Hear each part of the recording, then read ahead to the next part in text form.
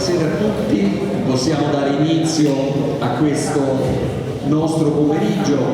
Il tema di oggi riguarda le comunità energetiche rinnovabili e riguarda questo modello di comunità energetica rinnovabile Percerto, un modello lanciato dal Consiglio nazionale dei diritti industriali, e oggi in particolare ci soffermeremo sulla regolazione automatica delle CER. Io sono Giuseppe Rinaldi, accompagno il CNP in questo percorso sulle comunità energetiche da un po' di tempo. Ho avuto anche l'onore e il piacere di far parte del Consiglio di amministrazione di Percerto. È un lavoro, quello che il CNP sta portando avanti da anni anche con gli ordini territoriali, con i padroni di casa con cui siamo qui oggi, su tutto il territorio nazionale. Lo stiamo portando avanti in stretta collaborazione con le altre professioni tecniche che sono anche qui rappresentate oggi, gli ingegneri, gli architetti, e con l'obiettivo appunto di creare un modello che poi si è concretizzato con Percerto. È un percorso iniziato nel lontano 2021, in un momento in cui non andavano così di moda queste comunità energetiche. Poi è scoppiata un po' la moda delle comunità energetiche, forse anche al di là delle reali possibilità poi di uno strumento come la comunità energetica, però sapete meglio di me come vanno queste cose. Ovviamente per le professioni parlare di comunità energetiche, come vedremo nel corso dei lavori anche della giornata di oggi, vuol dire mettere insieme tanti pezzi, perché come ci spiegheranno poi i relatori nei vari interventi, comunità energetica coinvolge tante specializzazioni, tante professionalità, e questo avremo modo di vederlo meglio nel corso dei lavori della giornata. Io però passo subito la parola, prima di darla al vero padrone di casa, che è il sindaco di Barisardo, la do al padrone di casa, presidente dell'Ordine dei Periti Industriali di Nuoro, Marco Mucelli, che ringraziamo per l'organizzazione di questa giornata. Prego Marco, a te la parola. Buonasera a tutti, innanzitutto grazie a voi, grazie ai miei colleghi presidenti per essere partecipi di questo evento. È un evento un po' strano, atipico nella sua forma, perché vede coinvolti cittadini, enti pubblici, professionisti, cosa che si vede raramente. Generalmente quando facciamo un convegno facciamo per i professionisti o per il pubblico. Quindi questo evento, diciamo, segna, vista la sua particolarità, visto il tema che è trasversale a tutte e tocca tutte le figure interessate, ci ha indotto a fare, diciamo così, il lavoro insieme. Niente, ringraziando innanzitutto l'amministrazione comunale che ci ha fatto qua, in particolar modo Ivan, a cui chiedo cortesemente di portare saluto al nostro paese, sia agli ospiti esterni che ai nostri corregionali. Prego sindaco. Grazie, buonasera a tutti, buon pomeriggio. E grazie di essere qui, benvenuti. Per noi è un onore, oltre che un piacere avervi qua in questa sala rinnovata che da circa un mese abbiamo inaugurato. È un onore aver collaborare con voi in questi importanti progetti. Siamo un paese che crede tanto nelle energie rinnovabili, che crede nelle comunità energetiche e crede anche nella collaborazione con voi professionisti, di cui noi ci avvaliamo quasi ogni giorno. Dico anche, per fortuna abbiamo a che fare con voi professionisti, perché spesso e volentieri in maniera molto concreta ci date delle risposte su come fare le cose, e questo è un esempio di quello che ha fatto rinascere diciamo, una struttura completamente abbandonata da 30 anni e oggi invece gli diamo un'utilità.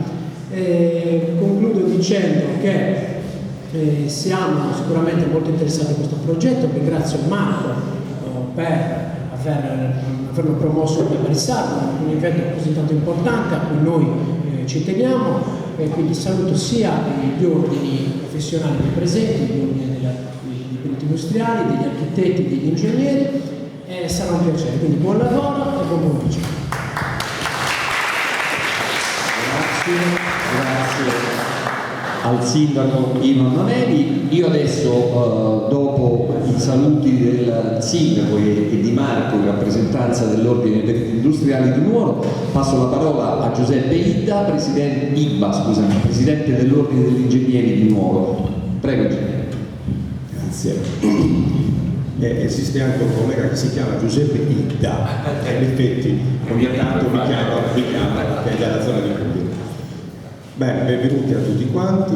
Ringrazio innanzitutto Marco per averci invitato. Noi è già 3 anni che insieme all'Ordine degli Architetti e all'Ordine dei Periti Industriali organizziamo insieme vari convegni e vari seminari. È un argomento molto interessante e anche attuale, e quindi un doppio grazie anche innanzitutto anche al Presidente dei Periti Nazionali e anche ai relatori, che tra l'altro un po' conoscevo perché io venivo spesso in Ogliastra, infatti ringrazio Marco doppiamente perché non venivo a Barissardo da Bariano. Grazie e buon proseguimento. Passo adesso la parola sempre a Marta Ibba, questa volta, che è in rappresentanza dell'Ordine degli Architetti in sostituzione del Presidente Alberto Licheri, che non poteva essere qui oggi. Prego, architetto. Buon pomeriggio a tutti. Dunque sì, io sono in rappresentanza dell'Ordine perché purtroppo oggi per impegni sopraggiunti il collega Alberto Licheri non è potuto essere qui presente, il Presidente. Vi riporto i loro saluti e i loro ringraziamenti appunto per questa giornata di formazione e per questo momento di condivisione informativa. Particolarmente dispiaciuto il collega perché appunto eravamo entusiasti di questa giornata formativa che oltre al valore tecnico appunto sulle rinnovabili e sulle comunità energetiche, tema insomma già appunto citato e centrale nel convegno, diciamo praticamente entusiasti del fatto che si tenesse appunto in Ogliastra e quindi poter dare questo valore aggiunto al nostro territorio che poi ospita ovviamente la nostra attività professionale. Quindi io non mi dilungherei ulteriormente insomma con i saluti, lascerei la parola ovviamente ai colleghi e ai relatori. Insomma, stando certa del fatto, non solo speranzosa, che magari queste occasioni di confronto poi possano essere degli incentivi per dei ragionamenti futuri, incentrati ovviamente anche sulle modalità di introduzione di queste comunità energetiche, di questi sistemi, in quella che è poi la nostra pratica professionale, che vede comunque centrale l'integrazione di queste comunità, di questi strumenti, di questi processi nei territori, quindi nel paesaggio e nei sistemi umani. Detto questo, auguro a tutti un buon lavoro e una buona giornata. Grazie anche all'architetto in rappresentanza dell'Ordine degli Architetti di Nuoro. Passo adesso la parola a Giovanni Esposito, Presidente del Consiglio Nazionale dei Periti Industriali, ma Presidente anche di Percerto, quindi non è solo un saluto quello che ti chiediamo, insomma aiutaci ad entrare nel merito di questo pomeriggio di lavoro. Prego, Presidente. Grazie. Innanzitutto saluti e grazie al Sindaco che poc'anzi ho fatto i complimenti, perché chi viene da fuori il primo impatto diciamo quella che è della buona gestione di un territorio, e io mi sono complimentato perché come prima sensazione quando sono arrivato qui ho avuto una bellissima sensazione di pulizia, di organizzazione, e quindi complimenti alla Giunta e specialmente al Sindaco. Io sono Giovanni Esposito, Presidente nazionale del Consiglio Nazionale dei Periti Industriali. Grazie a Marco diciamo, è tra gli ordini della Sardegna, ma poi a livello nazionale di quelli operativi, quindi ci tenevo tanto oggi a essere qui con Marco, ad accompagnare non solo il suo ordine ma anche diciamo, gli altri ordini a ragionare intorno a questo del progetto delle comunità energetiche. Devo portare la testimonianza che io sono come Presidente nell'ambito della rete delle professioni tecniche, dove come dire, ricalchiamo la mostra con la Roma dello stesso schema di collaborazione, siamo molto uniti. Adesso abbiamo un piccolo problema con gli architetti, ma va bene. Ma sono le discussioni di famiglia, no? Quando uno si vuole bene poi litiga con i figli, ma non perché non li vuole bene i figli, perché chiaramente ha delle visioni forse a volte un po' diverse. Però devo dire che al di là della battuta, come professioni tecniche siamo molto in sinergia nelle reti di professioni tecniche. Io nelle ultime ore ho l'onore di rappresentare la rete di professioni tecniche dell'associazione professione CEPES a livello europeo, quindi spero di essere all'altezza del compito per rappresentare anche ingegneri, architetti, geometri e delle altre professioni tecniche, quindi devo dire una bella sinergia che ormai ci accompagna un po' da anni, e devo dire che su tutti i territori dove sto andando, perché io sono un presidente molto presente sul territorio, perché ritengo che la distanza tra il centro e il territorio deve sparire completamente, e quindi la sinergia è ormai consolidata. Noi durante il Covid abbiamo anche, insieme al CUP, che sono le professioni invece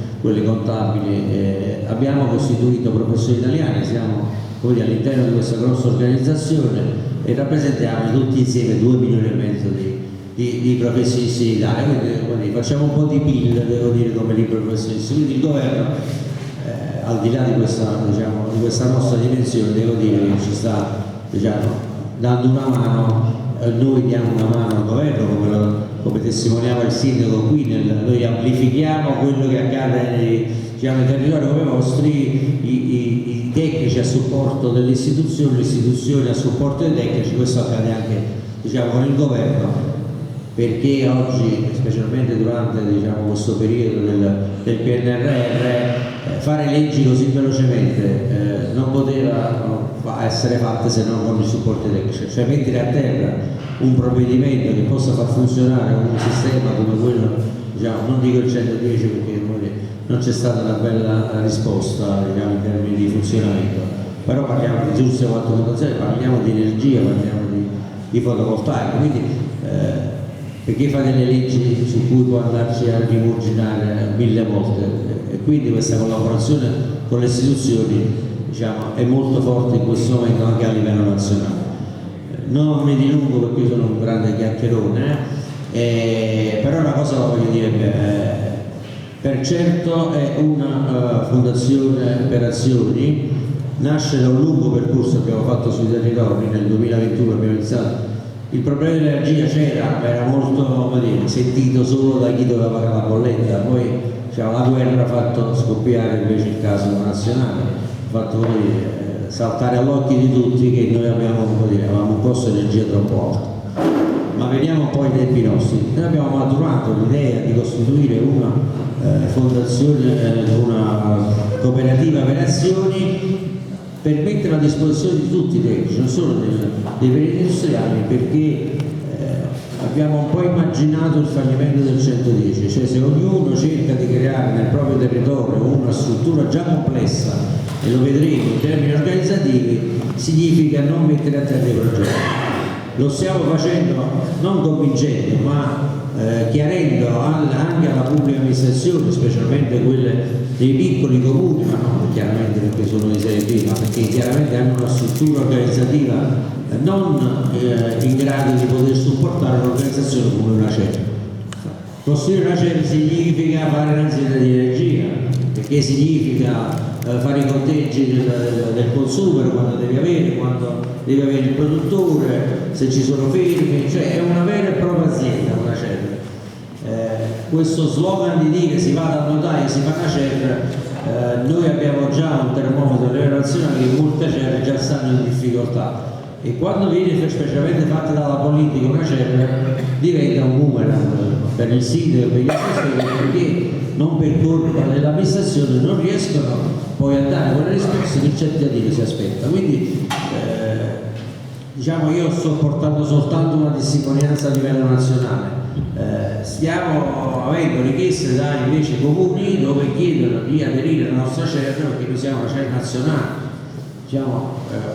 abilitata dal GSE, riconosciuta dal GSE in quanto tale, perché ce ne sono tante che si chiamano CER Italia, ma poi di fatto hanno 3 impianti in 3 cabine. Noi copriamo quasi tutta l'Italia in questo momento, numeri non grandissimi, ma abbiamo tante cabine già attive con installazioni di impianti.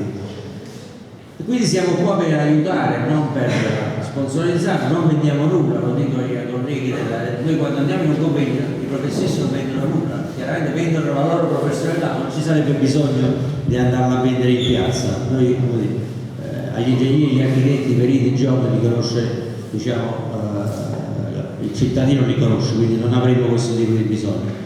Invece abbiamo bisogno di metterci insieme alle istituzioni per poter migliorare, io lo dico, forse con i capelli bianchi, di dare un futuro migliore. E diciamo l'energia è fondamentale per l'abbattimento dell'inquinamento, quindi oggi finisce l'energia e noi siamo già sulle tecnologie dell'idrogeno, che mentre stiamo andando oggi qui avanti a parlare di fotovoltaico, contemporaneamente ci sono aree del paese che già stanno lavorando per l'idrogeno per essere competitivi sul mercato.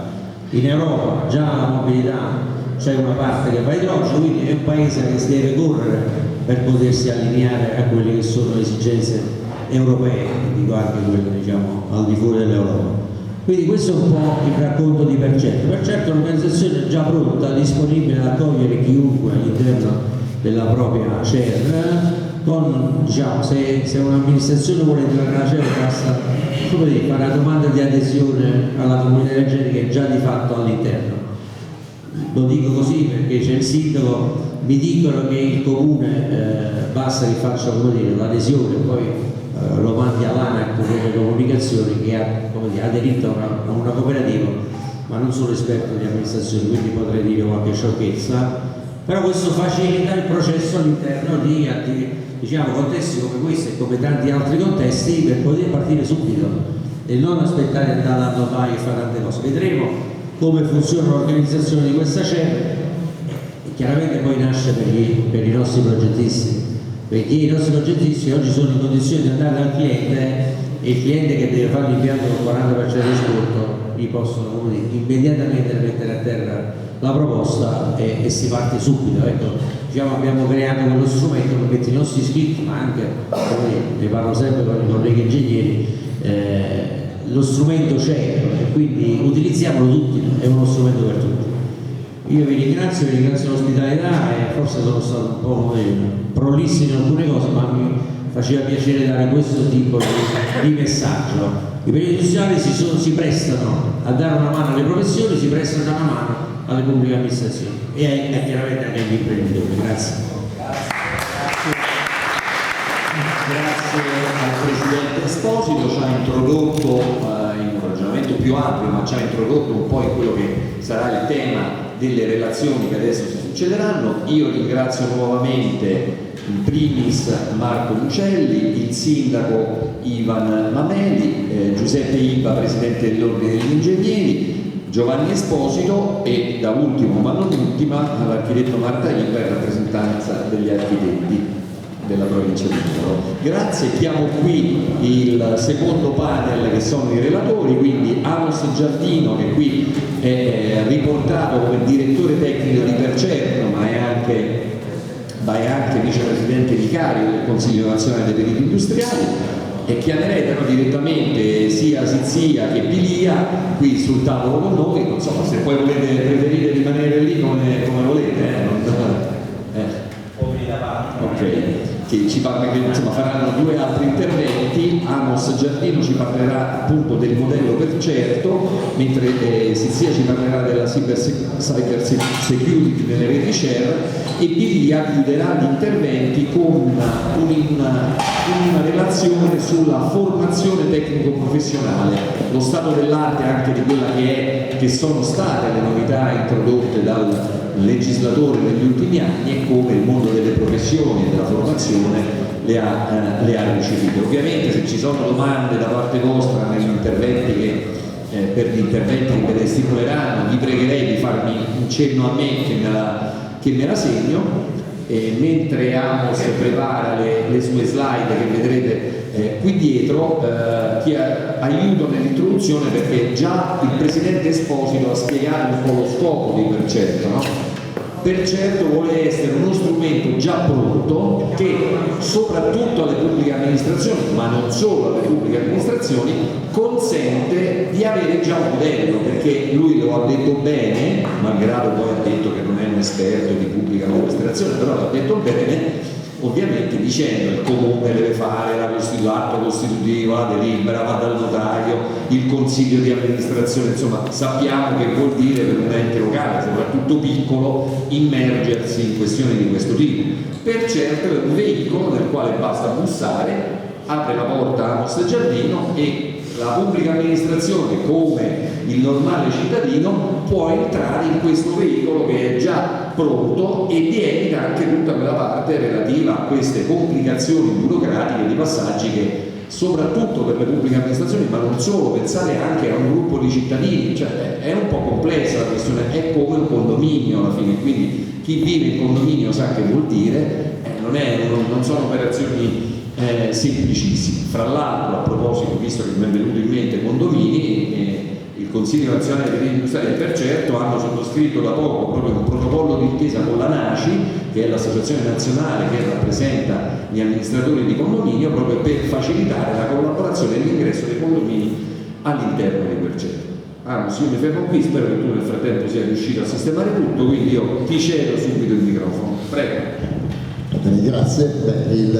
Io diciamo che condivido pienamente tutti i ringraziamenti e saluti che ha fatto il Presidente e anche buona parte delle cose, perché parlare dopo il Presidente Esposito vuol dire aver già bruciato 2/3 delle mie slide, perché ha già detto quasi tutto.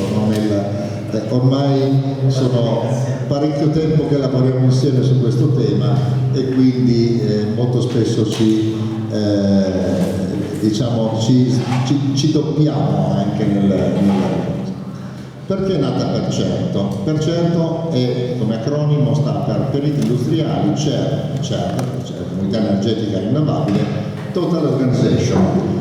Cioè non è soltanto un soggetto giuridico come cooperativa per azioni senza fini di lucro, ma è, tra l'altro la scelta non è stata così facile, perché abbiamo dovuto fare un'indagine sulle varie forme per cui potevamo costituire la CER e abbiamo individuato come sistema migliore, come diciamo formula migliore sia per gli enti pubblici sia per i privati e soprattutto per la tutela di tutti i soci, la forma cooperativa, perché quella associativa quindi poteva essere costituita come associazione e voleva dire mettere a rischio tutti i soci, perché tutti i soci dell'associazione rispondono in maniera solidaria, mentre la CER di fatto è una società di capitale e si risponde per quello che è la quota azionaria, ovvero una quota azionaria di Percerto vale 50 euro e quello è il massimo di rischio che anche l'ente pubblico, il rischio economico, può mettere in gioco, almeno sulla carta. Poi nella realtà vedremo che neanche quel fattore di rischio c'è. Lo strumento era importante per noi per dare un'opportunità in più a tutti i nostri colleghi professionisti. Si è parlato, tanti parlano della costituzione della CER, viene vista essenzialmente come un modello giuridico, la costituzione di un soggetto giuridico, quindi più che altro legata all'aspetto notarile o di commercialista, ma la parte complessa che dopo non è solo un soggetto giuridico, ma la CER per poter funzionare non deve avere solo un gestionale che mi va a fare i conteggi delle ripartizioni e quant'altro, ma deve essere un sistema attivo, un sistema complesso attivo in grado di mantenere gli equilibri tra l'energia prodotta e l'energia consumata dai soggetti all'interno della CER, perché la tariffa incentivante viene generata solo esclusivamente dall'energia che viene prodotta e autoconsumata da un soggetto appartenente alla CER nella fascia quarto oraria, ovvero nel quarto d'ora. Non vuol dire che io sto producendo oggi, domani mio cugino consuma e riesco a fare, no, io oggi sto producendo, in questo momento sto producendo e nello stesso fascia di quarto d'ora qualcun altro deve consumare.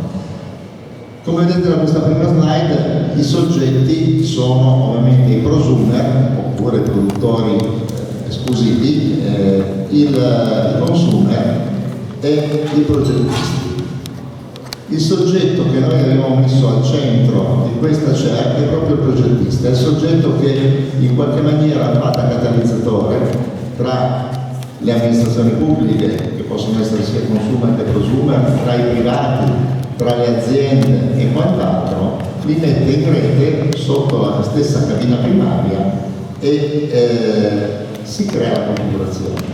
Il progettista normalmente non lavora soltanto in un ambito ristretto, lavora su un territorio abbastanza ampio e quindi ha la necessità di poter creare la stessa cosa su più cabine primarie.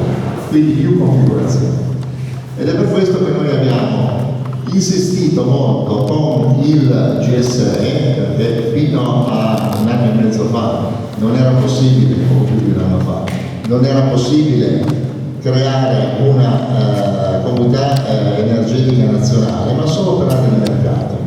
Quindi la nostra intenzione era quella di creare 7 aree di mercato, 7 CER, con 7 governance. Poi, a forza di interloquire con il GSE, in particolare con il Presidente Arrigoni, e attraverso il Ministero e ARERA, siamo riusciti a convincere che per certo era in grado di operare sulla linea primaria per aree di mercato, ma con un'unica governance italiana. Quindi voleva dire ottimizzare la piattaforma, voleva dire poter ottimizzare tutti i servizi e andare ad abbattere quello che sono i costi di gestione. Prima il Presidente ha detto che molte CER vengono costituite sono già in crisi.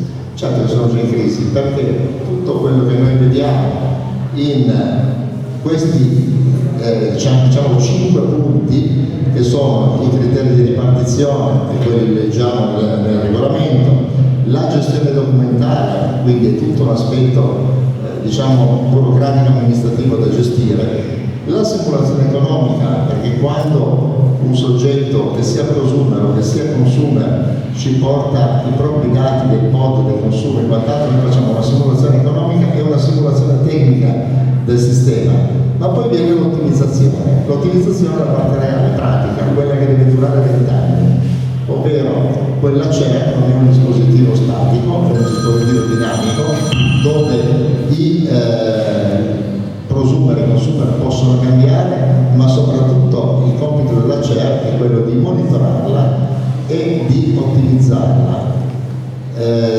Qui in Sardegna l'anno scorso a Pasqua c'è stato un eccesso di produzione di energia, tant'è vero che per 2 ore il costo dell'energia elettrica in Sardegna era di valore negativo. In pratica, se fosse applicato oggi nel 2025 avrebbero dovuto pagarli per consumare energia, perché la produzione che c'era di energia elettrica nelle 2 ore, guarda caso, tra mezzogiorno e le 2 del giorno di Pasqua, dove tutte le aziende erano ferme, la gente magari era una bella giornata in spiaggia, gli impianti di produzione erano al massimo, l'energia prodotta era superiore a quella che doveva essere consumata, e questo creava dei problemi non indifferenti alla rete. La CER può essere un sistema per andare nell'ottimizzazione anche a ottimizzare i sistemi di rete. Le fonti che noi utilizziamo nel rinnovabile sono tutte fonti che hanno, ad eccezione di in realtà 3, di cui una in Sardegna mi risulta che non ci sia nulla, sono tutte fonti energetiche che hanno il problema dell'intermittenza e che non possono essere programmate nel loro funzionamento. Quindi se togliamo l'idroelettrico, al quale noi se abbiamo l'acqua nei bacini possiamo usare e utilizzare la produzione di energia idroelettrica, e questo lo facciamo ormai da almeno un centinaio d'anni, e quindi non sono grossi problemi. Il geotermico, che è però solo legato ad alcune zone del territorio nazionale. Qui in Sardegna invece abbiamo l'eolico, il solare, un'altra opportunità non indifferente e anche meno impattante probabilmente rispetto alle 2 fonti che vi ho citato, è quello che riguarda i moti ondosi. Quindi i movimenti delle onde marine sono sistemi che vengono posizionati sott'acqua e in grado di produrre grandi quantità di energia indipendentemente dal fattore nuvoloso, sereno, giornata ventosa o il mare si muove sempre, e posizionati in punti opportuni possono avere grandi produzioni. E poi abbiamo le biomasse. Tutti questi sistemi però devono essere gestiti modulati. Come si fa a gestire e modulare questi sistemi? Noi abbiamo nella fase di transizione energetica inserito per certo, che fa riferimento alle fonti rinnovabili che vi ho appena citato.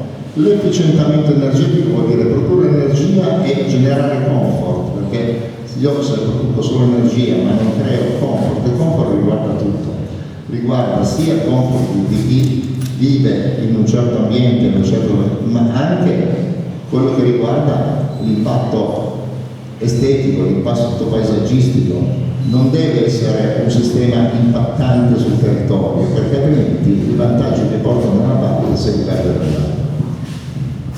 E che cos'è che coinvolge la transizione? Sia l'energia elettrica che l'energia termica, ma anche e soprattutto per far funzionare il sistema in maniera efficace e efficiente anche la domotica e l'automazione.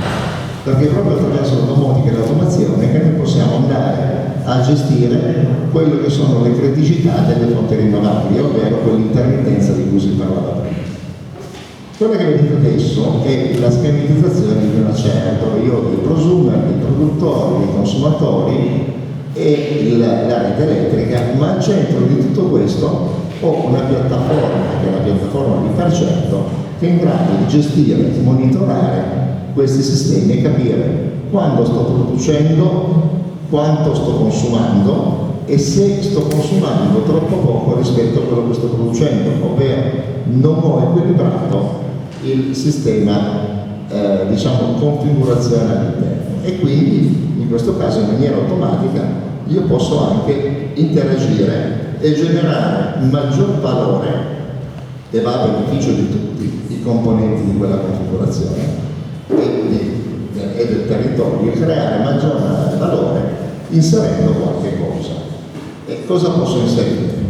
Allora, posso inserire dei carichi, posso inserire la gestione di sistemi che sono in grado di produrre dei vettori energetici, come ad esempio l'idrogeno, come ad esempio l'accumulo di caldo o di freddo. Posso nel caso dell'idroelettrico, in molti casi si fa il ripompaggio dell'acqua nei bacini per poterla riutilizzare, e si fa con l'eccesso di produzione. Questo secondo schema invece riporta l'esempio di più CER, quelli che abbiamo visto prima, collegate a livello di cabine primarie diverse che possono essere sparse in tutta la superficie del territorio nazionale. Quei numerini che vedete sono, questo risale a circa un mese e mezzo fa, oggi sono aumentati quei numeri, sono tutti gli impianti che sono già interessati in Barcetta. Come vedete ne abbiamo al nord, ne abbiamo al nord-est, ne abbiamo al centro-sud, al sud delle Puglie, ne abbiamo anche in Sardegna. Quei numeri, da quando è cambiata la partecipazione nel PNRR ai comuni non più sotto 5.000 abitanti ma sopra 50.000 abitanti, quotidianamente arrivano ulteriori richieste di adesione alla CER. La transizione energetica però, come abbiamo visto, non può prescindere dalla condivisione smart dell'energia. La condivisione smart vuol dire che quel sistema deve essere un sistema interattivo, ed è per questo che prima abbiamo parlato anche della domotica e abbiamo parlato anche di sistemi di automazione in generale. Quindi le energie rinnovabili, le biomasse devono interagire attraverso la domotica e l'automazione nella gestione degli impianti in modo interattivo per fare controllo della produzione, dei consumi e ottenere così un efficientamento energetico dell'edificio, il bilanciamento della rete. La produzione di idrogeno verde è un'alternativa o comunque un'opportunità per sfruttare quell'energia nei momenti in cui ho un eccesso di produzione, che posso utilizzare per molte altre cose, essendo vettore energetico, anche per la mobilità elettrica, perché io posso riconvertire quell'idrogeno in energia elettrica con il fuel cell.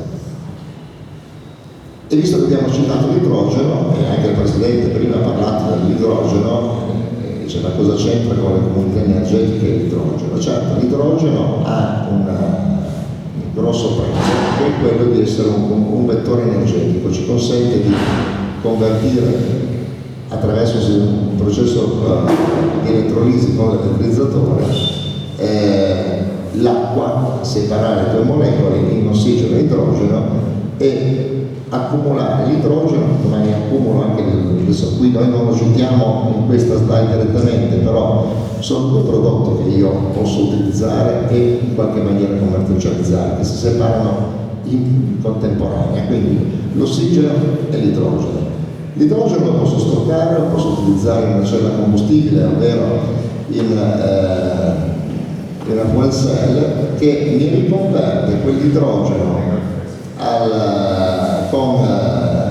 in energia elettrica e posso utilizzarlo come se fosse uno stoccaggio, come se fosse una batteria.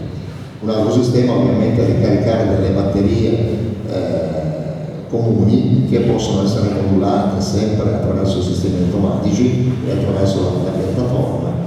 Questo mi ottimizza, mi migliora il sistema di condivisione, mi migliora l'efficienza del sistema, di tutto il sistema e mi consente di ottimizzare anche il rendimento, il ritorno a quei soggetti che hanno aderito.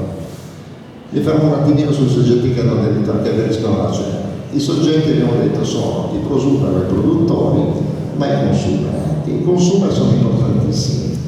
I consumer sono coloro che consentono la condivisione a quelli che hanno gli impianti di produzione di energia, che siano fotovoltaici, che siano eolici, che siano idroelettrici. Io sono dei consumer collegati nella configurazione che mi consentono la condivisione.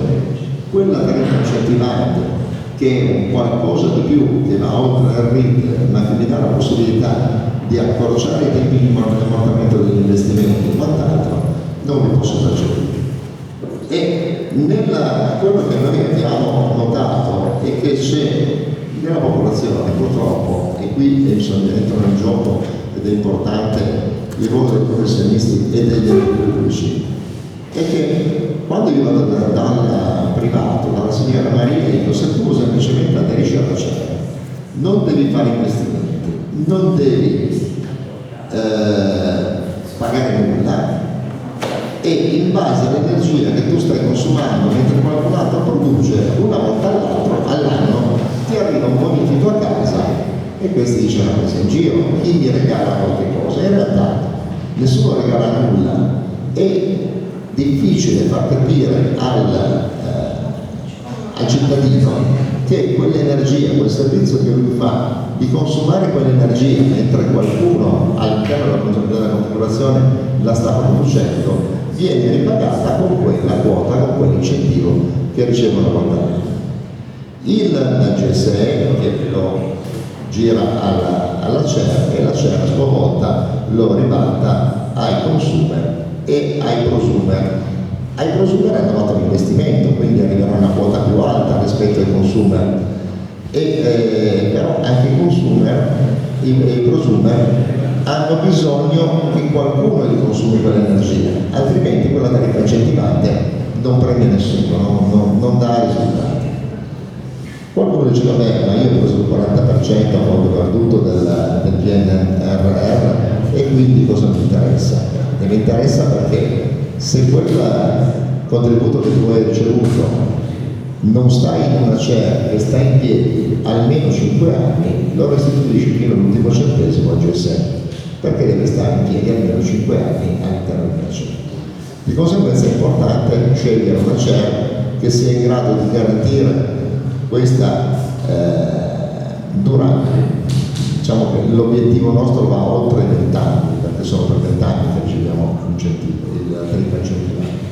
Però può esserci anche qualcuno che si fa due conti, dice: non mi conviene prendere quel 40% e poi dimezzare il valore della tariffa incentivante. Quindi io faccio il conto di avere dei soldi, faccio l'investimento come li mettessi in banca, mi deve dare un rendimento, ho messo dei soldi vincolati per 20 anni, mi deve dare un rendimento per 20 anni, e più alto quel rendimento e più io chiaramente ci guadagno.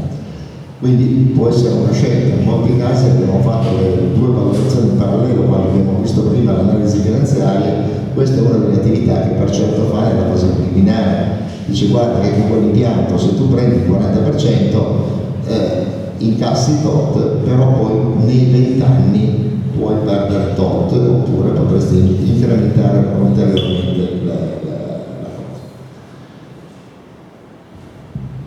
Abbiamo iniziato a parlare dell'idrogeno. L'idrogeno si produce, in questo caso l'idrogeno verde, dall'acqua, meglio dall'acqua marina, quindi non ho bisogno di aggiungere niente per creare la conducibilità con l'utilizzo dell'elettrolisi, utilizzo le fonti rinnovabili, posso produrre, come abbiamo visto, sia ossigeno che idrogeno, posso stoccare sia l'ossigeno che l'idrogeno e riutilizzarlo, e quell'idrogeno io lo posso trasportare con dei cavi bombolari e utilizzare sia sulle fuel cell, sia sulla mobilità a idrogeno e sia sulla navigazione a idrogeno. E qui siamo in Sardegna, siamo in un'isola dove, tra le altre cose, c'è anche la sede di Prada dell'American Cup. 2027 a Napoli ci saranno le gare le regate dell'American Cup, e nell'American Cup obbligatoriamente tutti i bambini di supporto sono obbligatoriamente idrogeno. Noi non abbiamo ancora delle reti in grado di alimentare e distribuire l'idrogeno.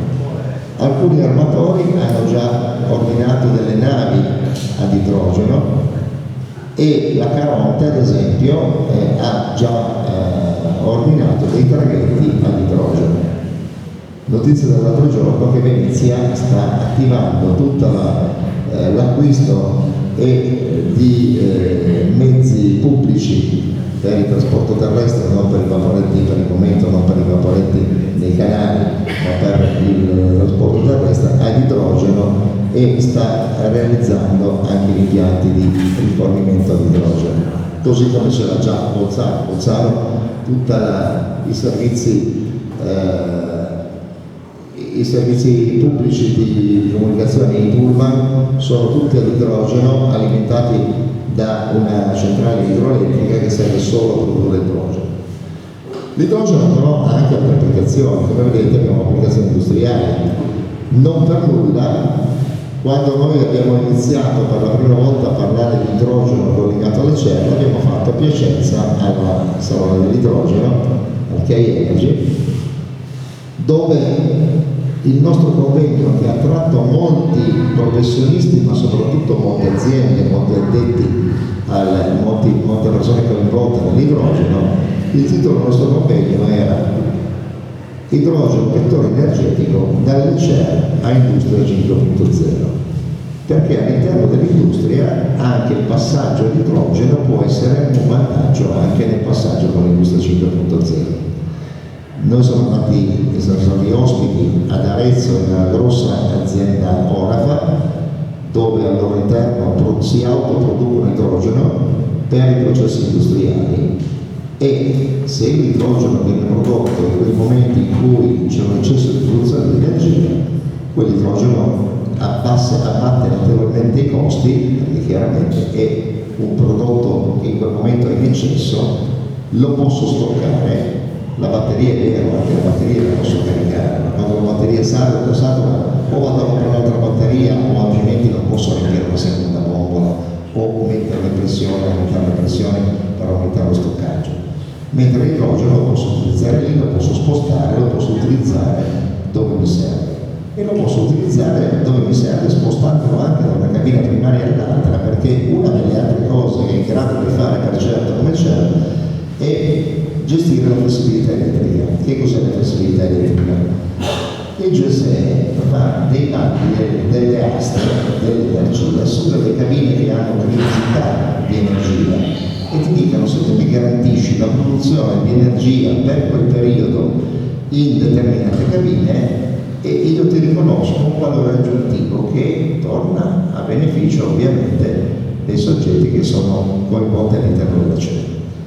Io però posso avere un eccesso di energia qui a Marisardo, ma magari la cabina che è interessata, che ha bisogno di più energia, probabilmente non è così, ma magari è a Moravera, e di conseguenza io avere quell'eccesso di energia qui collegata alle batterie non la posso sfruttare in quell'asta a Moravera. Se invece a Moravera io riconverto quell'energia nei momenti che me la chiedono, quell'energia quindi la posso spostare l'idrogeno da qua a Moravera, quell'energia mi rende un valore economico molto più elevato di quello che è la semplice tariffa incentivazione.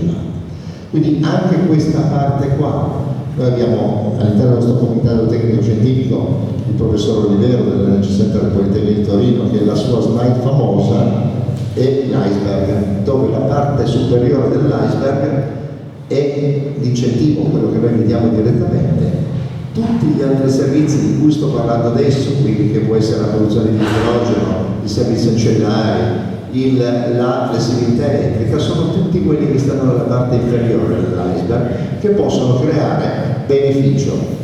Ed è per questo che bisogna fare molta attenzione a chi dice abbiamo costituito una certa, prendiamo il 40% e ci fermiamo lì. Se non ci fermiamo lì almeno per 5 anni vuol dire che non siamo neanche partiti a zero grado di danni, perché poi si residuisce. Quindi abbiamo detto che l'idrogeno verde può essere utilizzato per la mobilità sostenibile, quindi può essere utilizzato, le autovetture a idrogeno sono altro che autovetture elettriche che utilizzano il fuel cell come produzione di energia, come accumulo di energia, cioè come produzione di energia attraverso l'idrogeno che viene caricato. Il vantaggio che hanno è che non devo stare 15-20 ore a caricare, le carico come caricherei qualsiasi macchina a metano o GPL.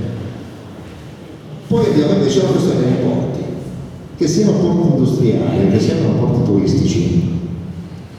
I porti sono degli ambienti molto energivori e diciamo che creare una comunità energetica intorno a un porto mi comporta il vantaggio che posso utilizzare direttamente tutto di quello di cui abbiamo parlato oggi, ovvero posso elettrificare le banchine, posso avere sistemi di accumulo di energia con tradizionali batterie e posso anche produrre idrogeno e utilizzarlo anche per il sistema navale, per le imbarcazioni e per gli yacht. Comincia a uscire soprattutto a livello di yacht e imbarcazioni che sono alimentati di idrogeno. Avere anche un porto turistico che ha la possibilità di rifornire di idrogeno delle imbarcazioni vuol dire poter attrarre quelle imbarcazioni che diversamente non sarebbero venute, perché hanno bisogno di potersi rifornire. Quindi l'idrogeno abbiamo detto che può alimentare veicoli, attrezzature portuali come gru, carrelli elevatori, questo stiamo parlando di porti commerciali, anche se qualche cosa nei porti turistici anche di questo, sostituendo motori diesel e riducendo l'inquinamento locale. Può essere utilizzato per generare elettricità tramite le fuel cell, alimentando le infrastrutture portuali molto sostenibili. I porti possono fungere da punti di connessione tra la produzione dell'energia rinnovabile e il consumo di idrogeno, contribuendo alla sterilizzazione delle reti elettriche e localizzazione. Un'altra particolarità che hanno i porti è che è l'unico caso dove il limite di 1 megawatt di potenza di impianto non è vincolante. Cioè io sui porti posso anche avere impianti legati all'attività portuale, impianti con potenzialità superiore al megawatt e farli entrare nella CER, mentre in tutti gli altri posti gli impianti non devono superare il megawatt. Prima che mi dimentico, visto che ne abbiamo parlato di cosa, non ho ancora parlato di quello, tutti gli impianti allacciati, che vuol dire allacciati con l'ok del GSE, dopo il 10 di ottobre del 2024 possono entrare in percepto, non ci possono entrare quelle precedenti perché devono essere allacciati in data successiva alla costituzione della comunità energetica. Le infrastrutture efficienti, prima parlavamo anche di comfort.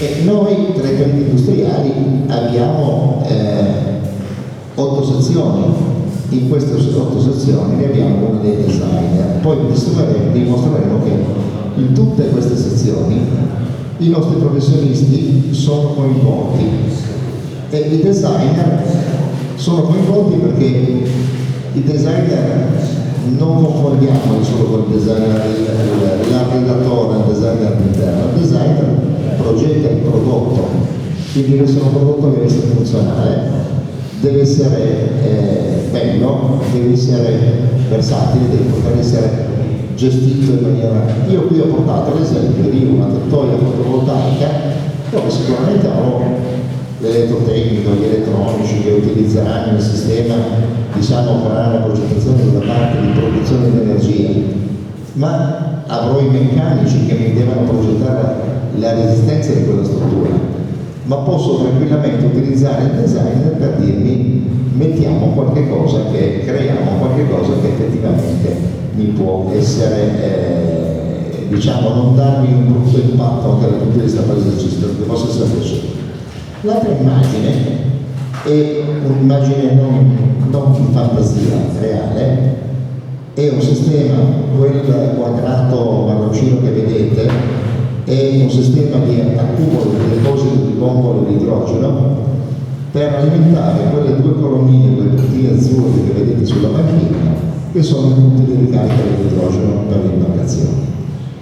Anche qui ovviamente ha un conto avere due muraglioni di cemento armato che mi proteggono un conto avere una struttura che maschera e al tempo stesso mi garantisce il contenimento in caso, per quanto riguarda la sicurezza, in caso di fuga o di esplosione dell'idrogeno, e magari come in questo caso concentrando verso l'alto tutto l'effetto deflagrante, quindi non creando dei danni alla parte circostante. A questo punto arriviamo allora a quello che sono i nostri colleghi professionisti. Noi abbiamo queste 8 sezioni dove abbiamo tecnologie alimentari, chimici, impiantistici elettrici di automazione, di prevenzione e igiene ambientale, infortunistica, design, meccanica ed efficienza energetica, costruzione ambiente e territorio. Tutte queste figure sono coinvolte nella transizione energetica, non ce n'è una esclusa e vediamo come. Noi qui abbiamo sintetizzato in 3 blocchi la parte di biomassa e produzione di idrogeno, la parte di produzione di energia elettrica e l'utilizzo della gestione della domotica e dell'automazione e l'efficientamento energetico. Come vedete noi abbiamo sul lato destro della slide gli informatici e il design. Gli informatici e il design hanno competenza su tutte le cose, perché? Perché tutto questo sistema gestito sul sistema informatico deve essere garantito in sicurezza, deve garantire la protezione dei dati e quant'altro. Il design è quello che si occupa della creazione e della progettazione del prodotto, quindi deve essere un prodotto funzionale ma anche diciamo non impattante dal punto di vista dell'immagine e deve essere un qualcosa che serve e che piace in qualche maniera.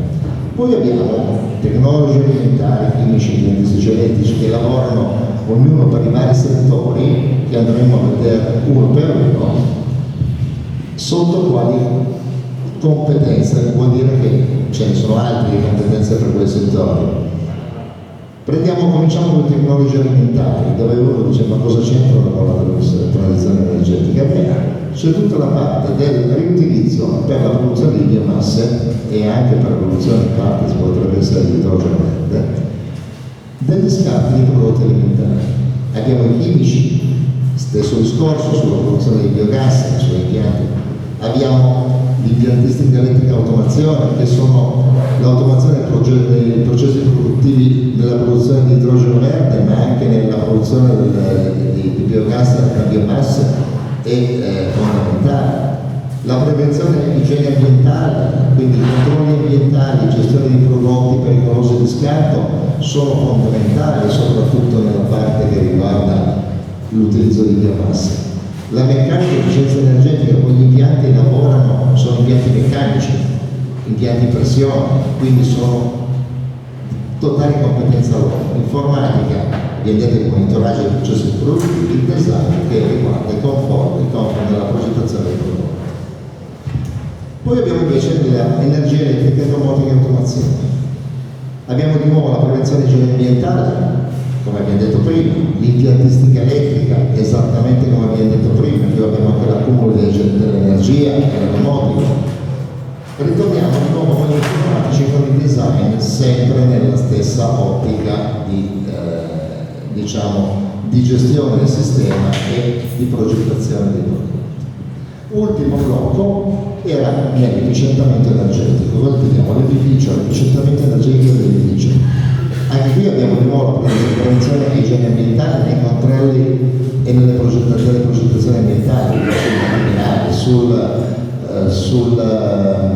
diciamo, l'impatto che può dare quell'edificio dal punto di vista ambientale nell'utilizzo dell'energia, impiantistica elettrica, quindi la gestione, la progettazione degli impianti termici e di domotica e di automazione, la meccanica dell'efficienza energetica. Gli impianti termici sono impianti meccanici, quindi la progettazione degli impianti meccanici sono fondamentali, e quindi magari l'elettrizzazione degli impianti della produzione di calore o del freddo.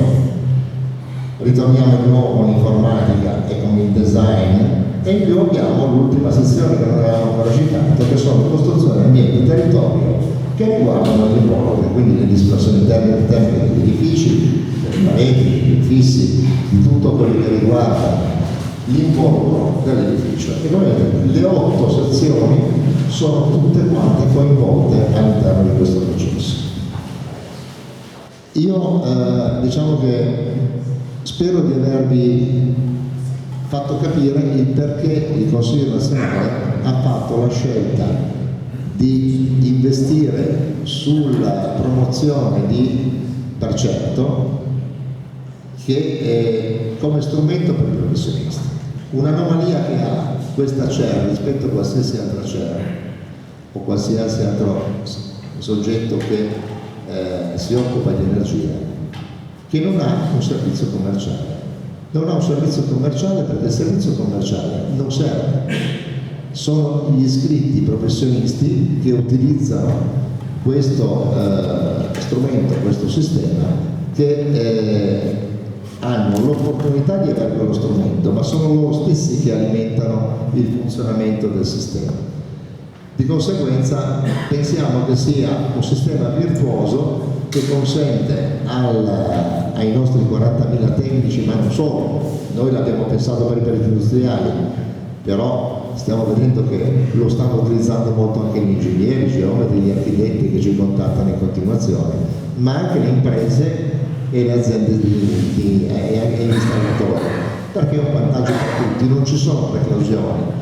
Qualcuno dice: ma se io non sono perito, non sono iscritto, posso aderire al CER? Sì, sicuramente, certamente. Probabilmente il perito non aderisce neanche direttamente, ma è quello che porta il proprio cliente ad avere quelle opportunità, quei vantaggi entrando nella CER. Io vi ringrazio.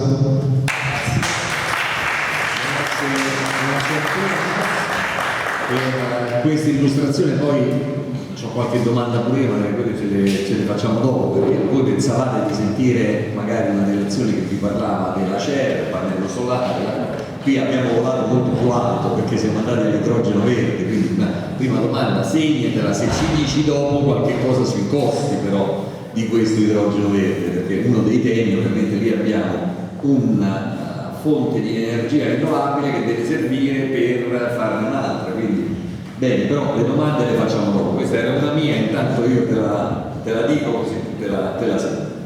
Gianmarco, ci sia, giusto, stavolta ho cominciato bene, perfetto. Parliamo di sicurezza nelle reti CER, e a te quindi la parola.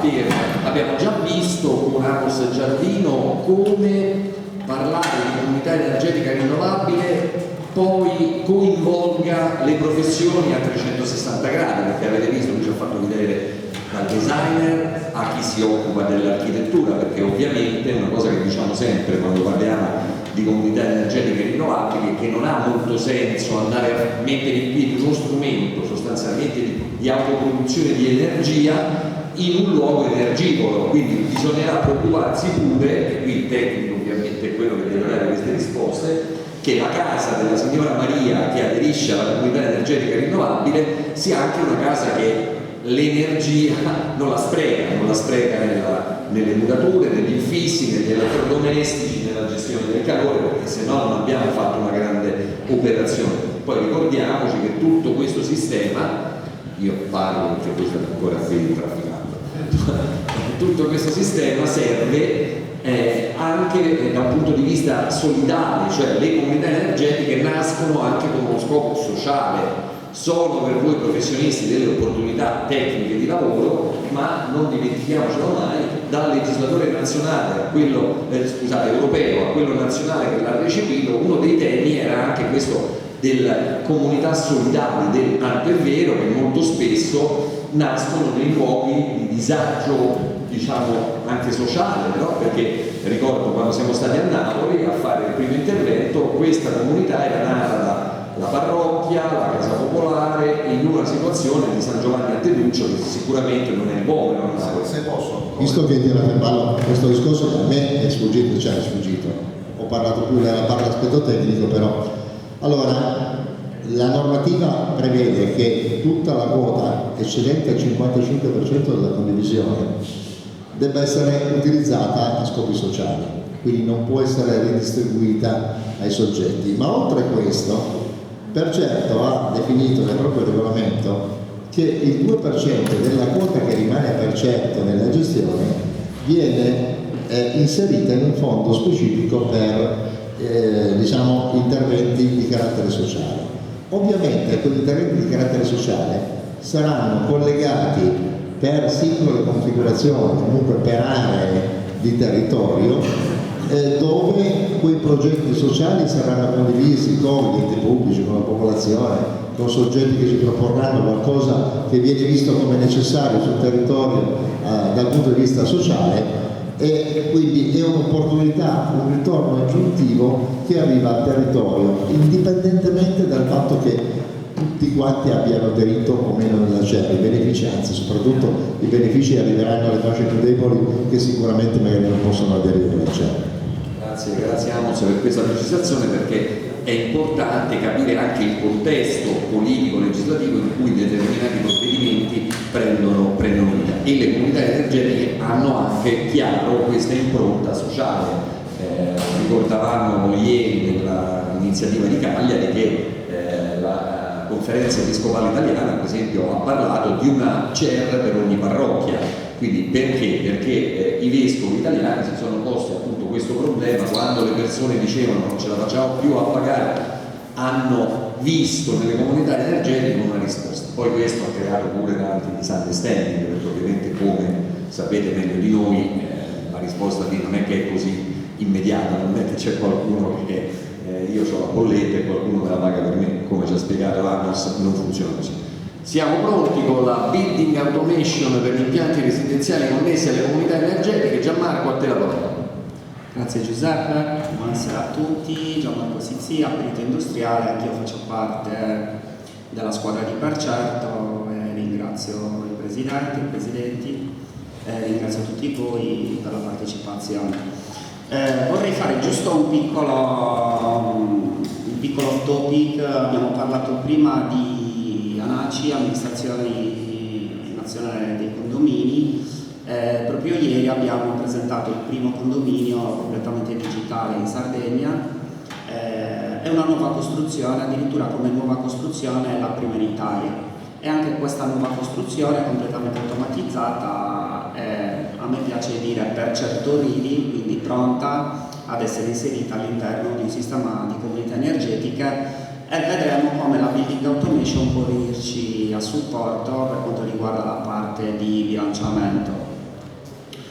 Ovviamente per una gestione intelligente dei sistemi dobbiamo anche utilizzare dei dispositivi con dei protocolli standardizzati, quindi dobbiamo utilizzare dei dispositivi che ci permettano il dialogo, la comunicazione con delle lingue comuni per tutti i dispositivi, e qui parliamo di protocolli di comunicazione, ma non protocolli di comunicazione qualsiasi, i protocolli di comunicazione standardizzati a livello di automazione per gli edifici. Chi è che ci dice se un protocollo è standardizzato o meno? Ve lo chiedo. Qual è l'organismo che può aiutarci nella standardizzazione dei protocolli, dei dispositivi? Qualcuno ha in mente qualcosa? Allora, lo standardizza, quindi l'Organizzazione Internazionale dello Standard ci aiuta a individuare quali sono i protocolli di comunicazione.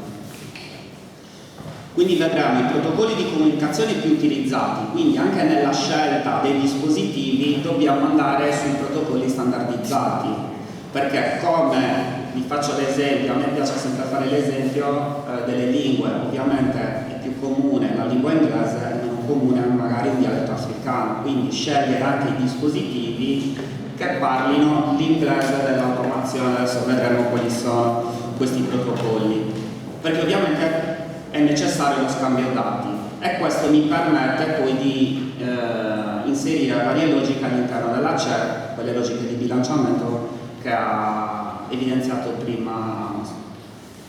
Quindi vediamo i protocolli di comunicazione, eccoli qua. Questi sono i protocolli di comunicazione standard mondiali presenti in più di 190 paesi. In primis parliamo del protocollo KNX e poi vedremo perché il protocollo KNX è importantissimo, lo vedremo alla fine, diciamo, delle slide, ma allo stesso tempo abbiamo altri protocolli importantissimi come l'OCPP. L'OCPP è il protocollo standardizzato per le stazioni dei veicoli elettrici, quindi anche tutte le colonnine e le stazioni di ricarica hanno un loro protocollo di comunicazione e lo standard è questo OCPP.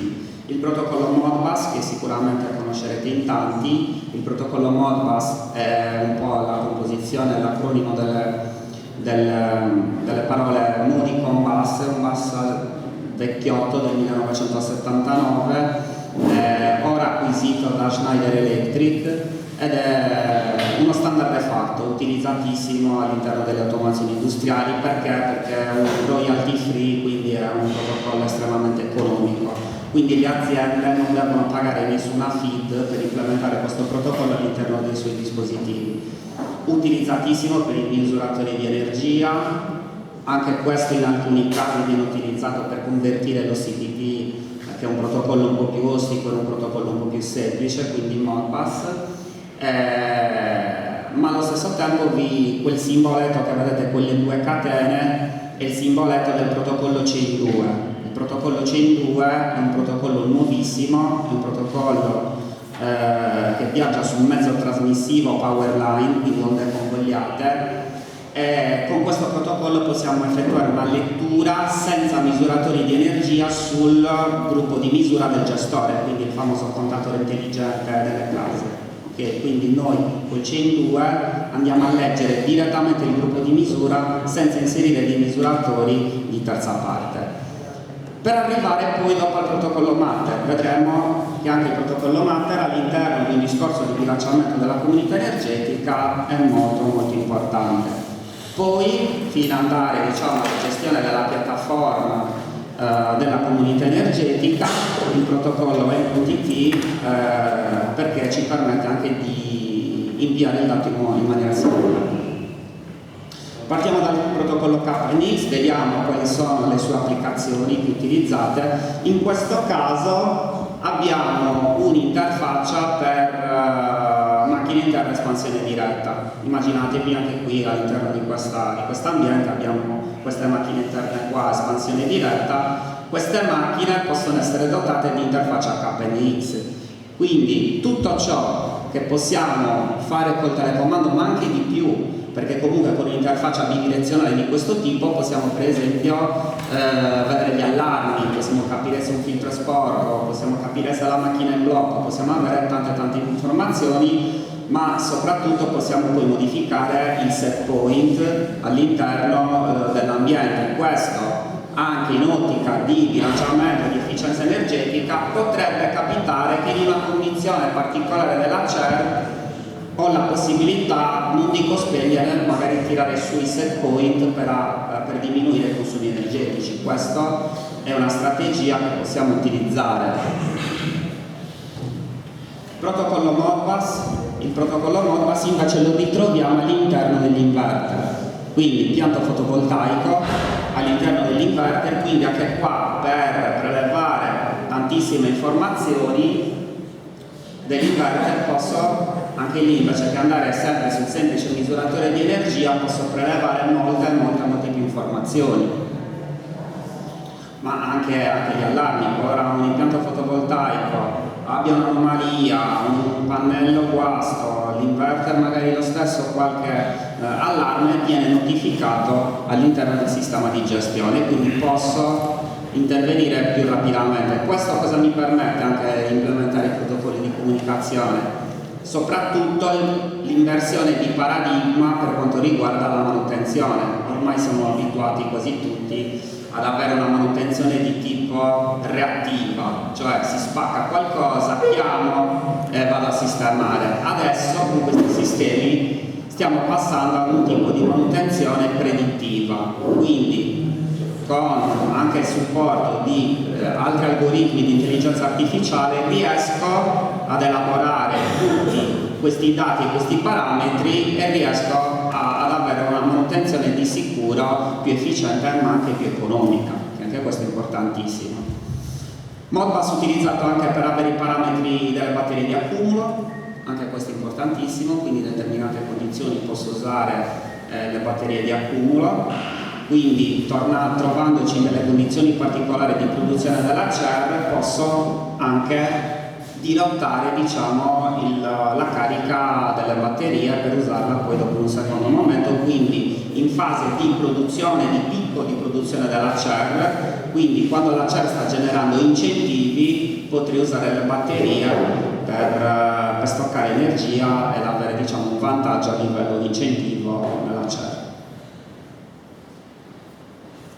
Integrazione con le macchine frigorifere, quindi non solo la parte interna ma anche la parte esterna, e qui entrano in gioco non solo l'espansione diretta come abbiamo visto prima ma anche i sistemi idronici, quindi anche i sistemi idronici con questa interfaccia ci viene in aiuto, quindi possiamo anche qua gestire set point, prevedere allarmi, magari anche far partire, diciamo, la climatizzazione quando non sono presente in casa perché in quel momento è partito il picco della CER, quindi attraverso la piattaforma io ricevo l'informazione, questa è importantissima, all'interno dell'edificio, io non sono presente in casa, è l'automazione, quindi la building automation che va a gestire questa dinamica qua, quindi prelevo dalla CER l'informazione di CER in produzione e vado ad attivare queste logiche.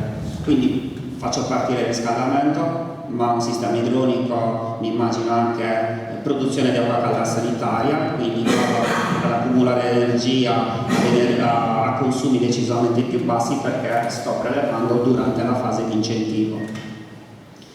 Come vi ho detto prima, protocollo CPP per le stazioni di ricarica, anche qua durante il picco di produzione della CER posso utilizzare le auto per andare a stoccare l'energia, quindi voglio utilizzare il picco della CER, voglio utilizzare l'incentivo, cosa faccio? Vado a caricare l'auto elettrica e questo avviene automaticamente, non devo andare giù, ah sì, la CER in produzione, mi è arrivata la notifica del telefono, vado giù, prendo la ricarica, metto la macchina in carica, no, questo, una volta che la macchina è caricata, agganciata, diciamo, alla colonnina, ma è lì in stand by che aspetta un feedback, quindi cosa succede? Io la macchina ce l'ho là, pronta ad effettuare la ricarica, magari ce l'ho scarica, aspetto il picco dell'incentivo della comunità energetica e vado ad utilizzare questa energia per caricare la macchina, quel famoso negativo di cui parlavamo prima del giorno di Pasquetta. Mi immagino un futuro delle auto pronte lì, magari ho preso la seconda auto, l'auto elettrica ce l'ho lì nel mio stallo, pronta, agganciata alla colonnina di ricarica, quella parte negativa che si è verificata in quella giornata io lo posso tranquillamente utilizzare per mettere in carica tutti i miei veicoli elettrici, quindi uno scenario veramente interessante. L'integrazione verso i misuratori, verso i contatori intelligenti. Questo è un dispositivo agganciato a una classica presa di corrente, non fa nient'altro che leggere i dati tramite la power line verso il gruppo di misura. Quindi ho una lettura diretta del sistema. Ovviamente c'è tutta una procedura dove io devo agganciare il pod, devo comunicare il pod all'azienda produttrice di questo dispositivo che ha avuto, diciamo, la liberatoria da parte del gestore ad utilizzare il protocollo Chain 2. Ricordiamoci che il Chain 2 va dal gruppo di misura in giù, il Chain 1 è quello che va, diciamo, dal gruppo di misura verso il gestore, ma quello va a gestirlo lui. Noi però il CEI 2 possiamo leggerlo e quindi abbiamo direttamente il dato del quarto d'ora fedele al gruppo di misura. Non ho il misuratore di energia posto a valle del misuratore, che anche se fosse certificato MID comunque non potrebbe generare un errore, e non è mai quello che sta leggendo il gestore. Io con questo ho il dato di lettura del gestore e anche questo mi permette di fare dei ragionamenti all'interno della comunità energetica, perché il dato ce l'ho, non dico in tempo reale perché non me lo danno, non ce lo danno, ma ho il dato ogni quarto d'ora ed è fedele alla lettura che c'è all'interno del gruppo di misura. E adesso parliamo del protocollo Matter. Stesso discorso per accumulo delle batterie, per accumulo dei veicoli elettrici, posso finalmente utilizzare anche gli elettrodomestici. Quindi tutti i moderni elettrodomestici sono dotati di protocollo Matter, quindi asciugatrice, lavatrice, forno, lavastoviglie possono essere integrate all'interno della casa. Noi come Percerto portiamo dentro questi dispositivi e all'atto del picco della produzione e di generazione dell'incentivo posso, diciamo, attivare un elettrodomestico, e anche questo mi aiuta dal punto di vista economico, perché in quel momento sto creando l'incentivo e quindi sto creando, diciamo, una condizione virtuosa per avere un risparmio. Infine il dato deve essere inviato. Adesso abbiamo visto come realizzare tutta la parte di automazione, ma il dato, e questo diciamo è relativamente semplice. Quello che è un po' più complicato, comunque questo dato deve essere sicuro, quindi lì interveniamo con la parte di cyber security e interveniamo con la criptazione del dato a 128 bit. Quindi cosa facciamo? Noi non solo prendiamo tutte le informazioni e facciamo uno scambio di informazioni tra il contatore del gruppo del gestore, abbiamo l'impianto fotovoltaico, abbiamo il sistema di climatizzazione, abbiamo la stazione di ricarica dei veicoli. Tutte queste informazioni all'interno del nostro sistema di automazione non passano in chiaro, e questo è importantissimo. Quindi noi criptiamo il dato a 128 bit all'interno dei nostri sistemi di automazione, per poi inviarli alla nostra piattaforma della comunità energetica con il protocollo MQTT, che è un protocollo molto leggero, molto flessibile, ma sicurissimo dal punto di vista della sicurezza informatica. Questo è un riepilogo di un impianto di automazione.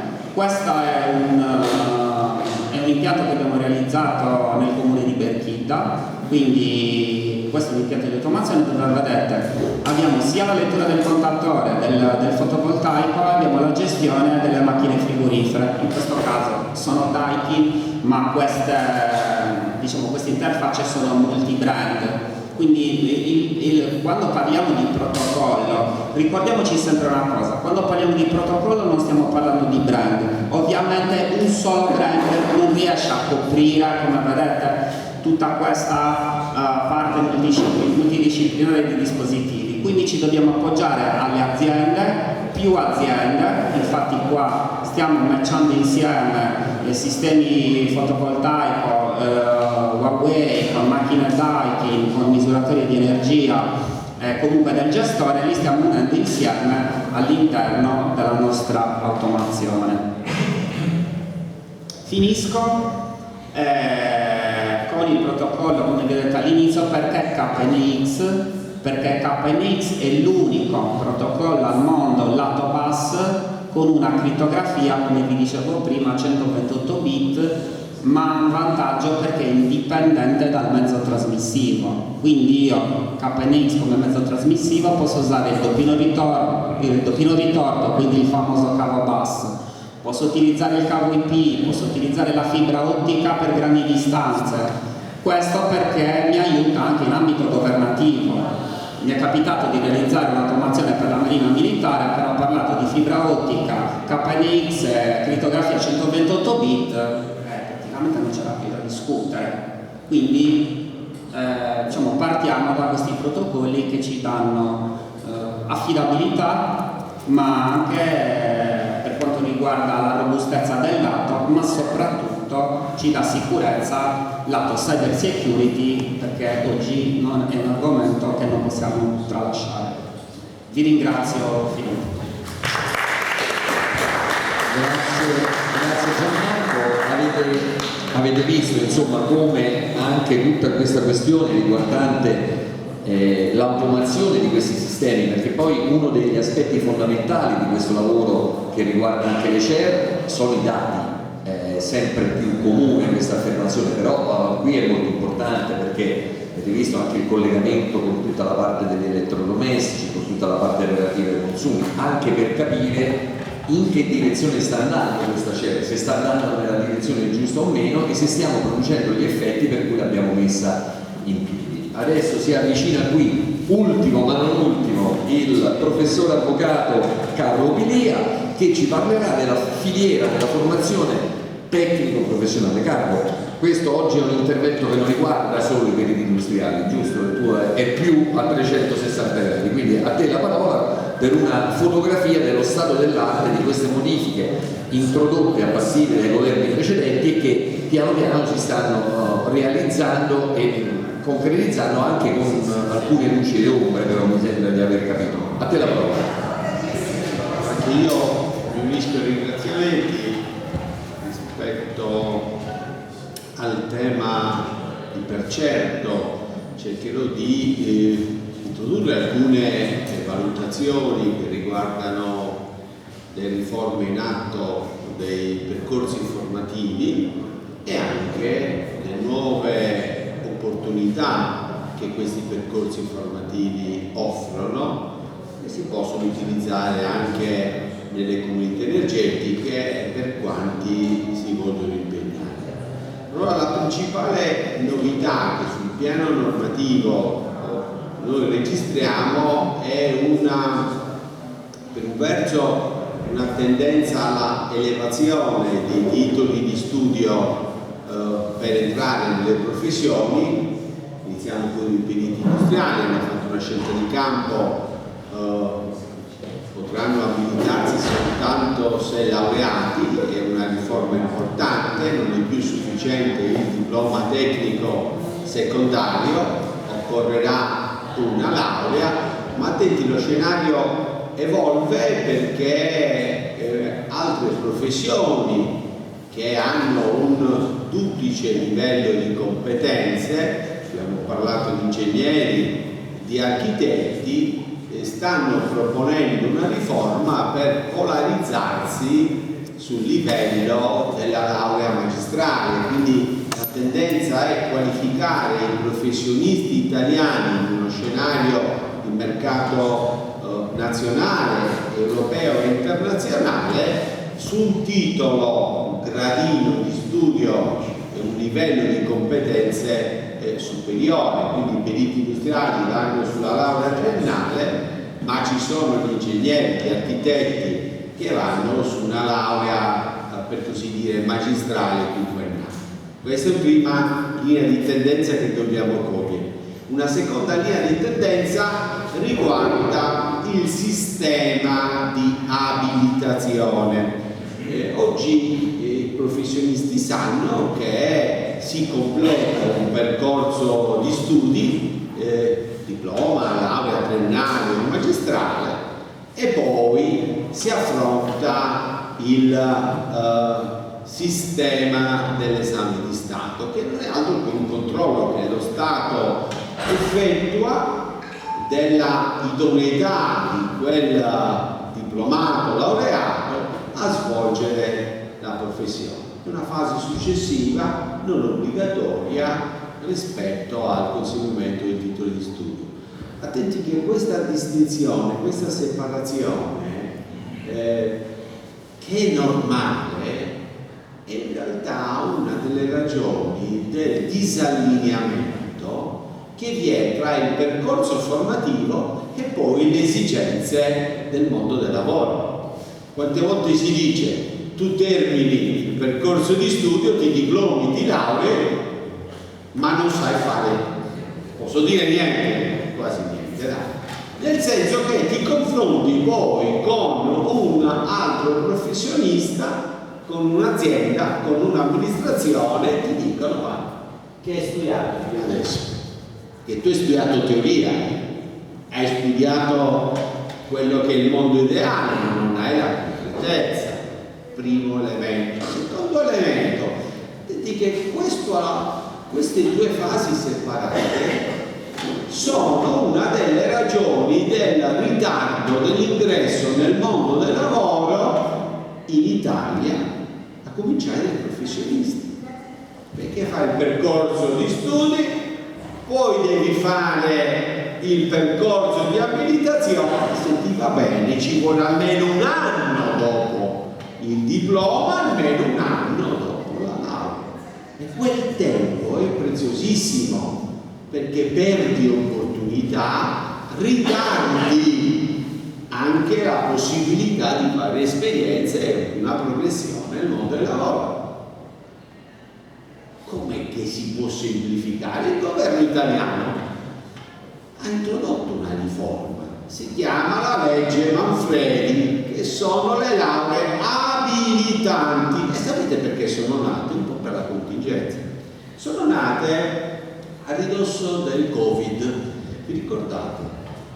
Il Covid, tutti stavano a casa, i medici si sono laureati, ma non potevano esercitare la professione perché dovevano fare l'esame di Stato, e l'esame di Stato presupponeva una prova specifica, presupponeva la scadenza annuale, ma noi avevamo bisogno dei medici. E allora l'allora ministro ha pensato che quella laurea, l'esame finale di laurea, potesse essere valere anche come abilitazione all'esercizio della professione di medico, quindi una laurea abilitante. Per necessità l'abbiamo fatto. Tutti l'hanno criticata, hanno detto: ma era possibile, tutti lauree il giorno dopo fai il medico. Non avevamo alternativo.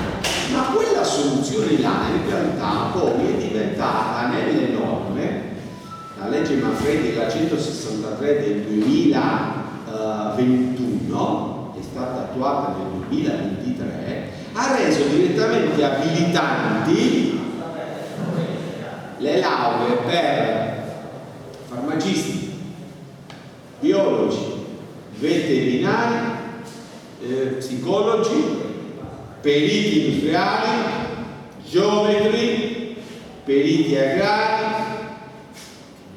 agrotecnici, chimici e fisici. Ma si prevede che anche altre professioni possano chiedere di rendere abilitanti le loro lauree. Lo hanno fatto gli ingegneri, lo hanno fatto gli architetti, lo hanno fatto i dottori agronomi, e l'iter per questi è in corso. In cosa consiste una laurea abilitante? Ve la faccio semplice. La laurea abilitante è una laurea che intende semplificare, abbreviare il percorso, include almeno 30 crediti, ve lo faccio più semplice, un semestre dell'ultimo anno fatto all'università si deve svolgere con la modalità tirocinio pratico valutativo. Prima di andare a discutere la tesi bisogna sottoporsi ad una prova pratica valutativa, un giudizio di idoneità dentro il corso di laurea, affidata ad una commissione paritetica composta per la metà da professori, 2 professori, e per la metà da rappresentanti della professione. Questo dà a te concretezza, perché almeno 6 mesi tu li fai in azienda, presso una pubblica amministrazione, presso un ente del terzo settore, presso uno studio di un ordine professionale. Guardate, si allinea, si avvicina la formazione universitaria alla conoscenza della professione. La laurea comporta il diretto coinvolgimento degli ordini professionali. materia soltanto di docenti, non è più materia soltanto di università. Dentro l'università per 6 mesi entrano gli ordini professionali e professionisti, entrano le aziende.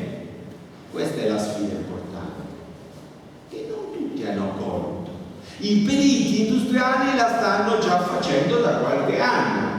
Io da docente universitario collaboro con i periti industriali nel fare questo allineamento.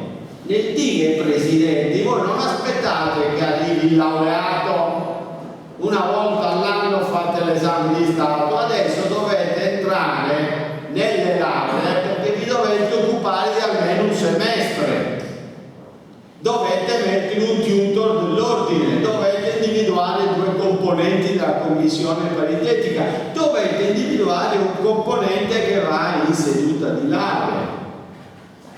Questa è una novità che imbarazzano un po' i professionisti, i quali dicono: ma io sono professionista, non vado all'università. Ecco l'importanza dell'ordine, ecco l'importanza di accogliere in un tirocinio questi studenti. E ve la butto a terra, io sono Gliastrino, Pilia è il tipico cognome Gliastrino, mi sono formato qua, sono avvocato. Gli avvocati hanno il Foro di Langei, hanno un'organizzazione territoriale dell'Useina, Gliastrina, il foro più piccolo d'Italia, sapete, sono 130 avvocati. Ora, qual è la sfida? La sfida è che nel momento in cui l'Italia è un paese che in Europa ha la percentuale più bassa di laureati nella fascia d'età dai 20 e 24 anni, siamo intorno al 27%, la media europea è il 40%. I tedeschi, che sono la locomotiva anche nelle università, sapete quale media percentuale di laureati hanno in quella fascia di età? 67%. E sapete dove mancano i laureati in Italia? Mancano proprio nell'area delle professioni tecniche. E il gap che abbiamo noi, il ritardo che abbiamo noi, è soprattutto sulle professioni tecniche di primo livello, quelle che si formano attraverso quel sistema della collaborazione tra le università, le aziende e le professioni. Questa è la criticità italiana. E da Gliastrino dico, ma i temi delle comunità energetiche che vi vedono coinvolti come professionisti, come consumatori, come progettisti, come amministrazioni, ma questi sistemi è vero che sono automatici, ma chi li progetta? Chi li rende efficienti? Chi li ottimizza? Chi fa la manutenzione? Questo è un campo fondamentale di sperimentazione di queste nuove lauree e per noi sarebbe anche importante fare un'altra riflessione. Guardate, noi ci arriviamo sempre dopo i medici. Avete presente quanti medici mancano in Italia, in Sardegna, perché non ci sono sufficienti laureati? Sapete quanti professionisti tecnici mancano in Italia per completare l'attuazione in ritardo del PNRR? E siccome c'è una competizione per avere i professionisti sanitari, non si trovano medici, non si trovano i professionisti sanitari, la stessa competizione si sta realizzando per le professioni tecniche. Bellissime queste slide, bellissimi questi scenari, ma si trova un ingegnere disponibile, si trova un architetto disponibile, si trova un perito industriale disponibile, c'è qualcuno che è investito per formarlo. Io l'ultimo rapporto con i cubani, da isolano con l'isola di Cuba, ma noi stiamo portando medici da altri continenti. Noi portiamo e importiamo professionalità che non siamo in condizione di formare. Ecco la sfida. Questo comune, queste amministrazioni hanno bisogno di tecnici in grado di progettare, di rendere efficienti, di fare la manutenzione. I nostri produttori, i nostri impianti hanno bisogno di tecnici, i nostri condomini, i nostri consumatori, i nostri porti hanno bisogno di tecnici. Allora la sfida è quella lì. Queste lauree professionalizzanti, queste lauree abilitanti che vedono quel tecnico che si forma ma prima di laurearsi deve fare un'esperienza sul campo, possono essere quei giovani smart che si possono ospitare nelle nostre strutture, possono essere quei giovani sui quali investire per fare questa riforma della transizione. Attenti, questa riforma non passa solo dentro le università, si ne occuperà Cagliari in Sardegna, diciamo si ne occuperà Sassari in Sardegna, no.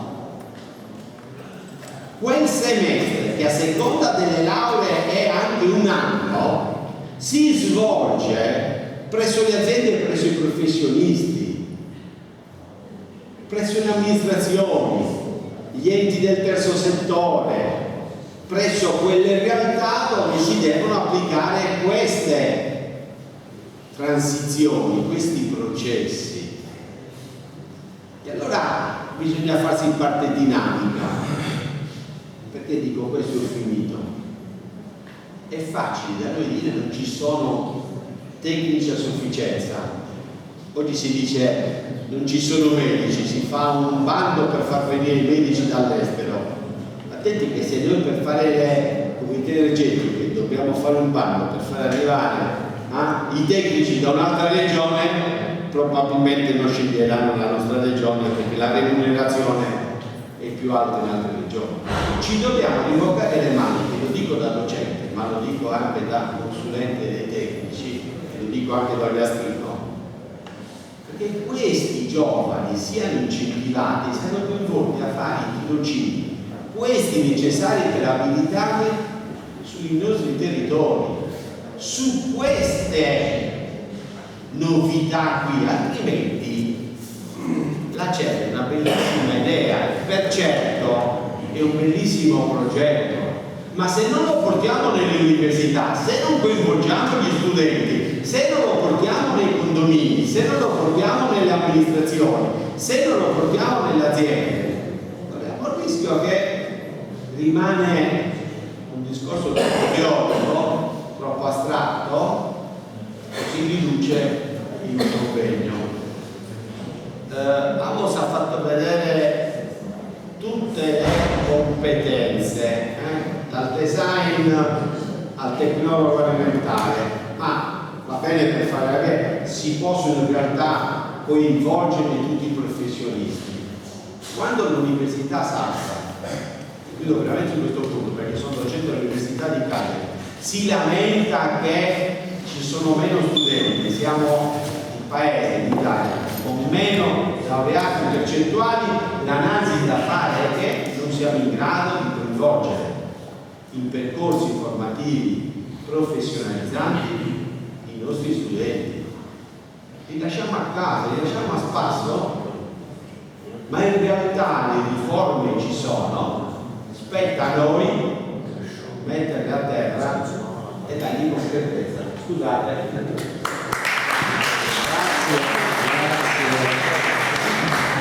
Grazie al professor Carlo Bulia, anche perché ha allargato il tema anche lui, questo tema delle professioni e della fuga, perché poi attenzione, noi abbiamo dei fenomeni strani, no? Ce lo diceva lui, abbiamo pochi laureati, molti di quei pochi laureati se ne vanno pure, perché il problema è che lui dice, lui l'ha fatto sui medici, no? Sulle professioni mediche, ma abbiamo fenomeni di medici formati qui che vanno a lavorare da altre parti perché sono pagati meglio e perché trovano opportunità di carriera migliori. Per rimanere ai tecnici qui ci sono periti, architetti, ingegneri. Guardate la situazione di queste professioni all'interno della pubblica amministrazione, è un dramma. Noi abbiamo i comuni con uffici tecnici, con ingegneri o architetti o geometri che fanno 6 comuni, 7 comuni, 8 comuni in convenzione, quindi di fatto insomma faccio fatica a pensare alla qualità del lavoro quando poi si fanno tante amministrazioni diverse tutte insieme. Adesso non so nello specifico com'è la situazione in Sardegna, dal Lazio dove vengo io, i piccoli comuni stanno così, i piccoli comuni hanno, come hanno un segretario ogni 5-6 comuni, segretario generale, hanno un tecnico ogni 6-7 comuni che sta un giorno da una parte, un giorno e mezzo da un'altra, quindi insomma la qualità poi del lavoro, ecco, queste cose che ci facevate vedere, poi qualcuno materialmente le deve mettere a terra. Quindi grazie a Carlo perché ha portato sul tavolo un altro argomento che non è propriamente specifico sulla comunità energetica, però è molto importante per il mondo delle professioni in generale. Io non ho richieste di interventi, io avevo una domanda che ho fatto io ad Amos e gli chiedo di rispondermi, cioè lui ha dipinto questo bel mondo dell'idrogeno verde che ha bisogno però di impianti e di energia rinnovabile. Piccola parentesi, io ho preso una bella cazziata a Bruxelles qui dal padrone di casa,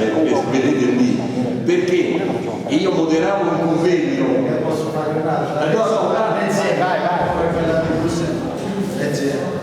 No, volevo solo un appunto, almeno al pubblico. Se avete delle domande da fare, anche specifiche o anche sui vostri temi, Amos, Gianni, sono tutti disponibili, quindi qualsiasi dubbio avete, a chi volesse fare qualche domanda o qualche dubbio su qualcuno si è già cimentato e ha trovato, cioè siamo approfittati.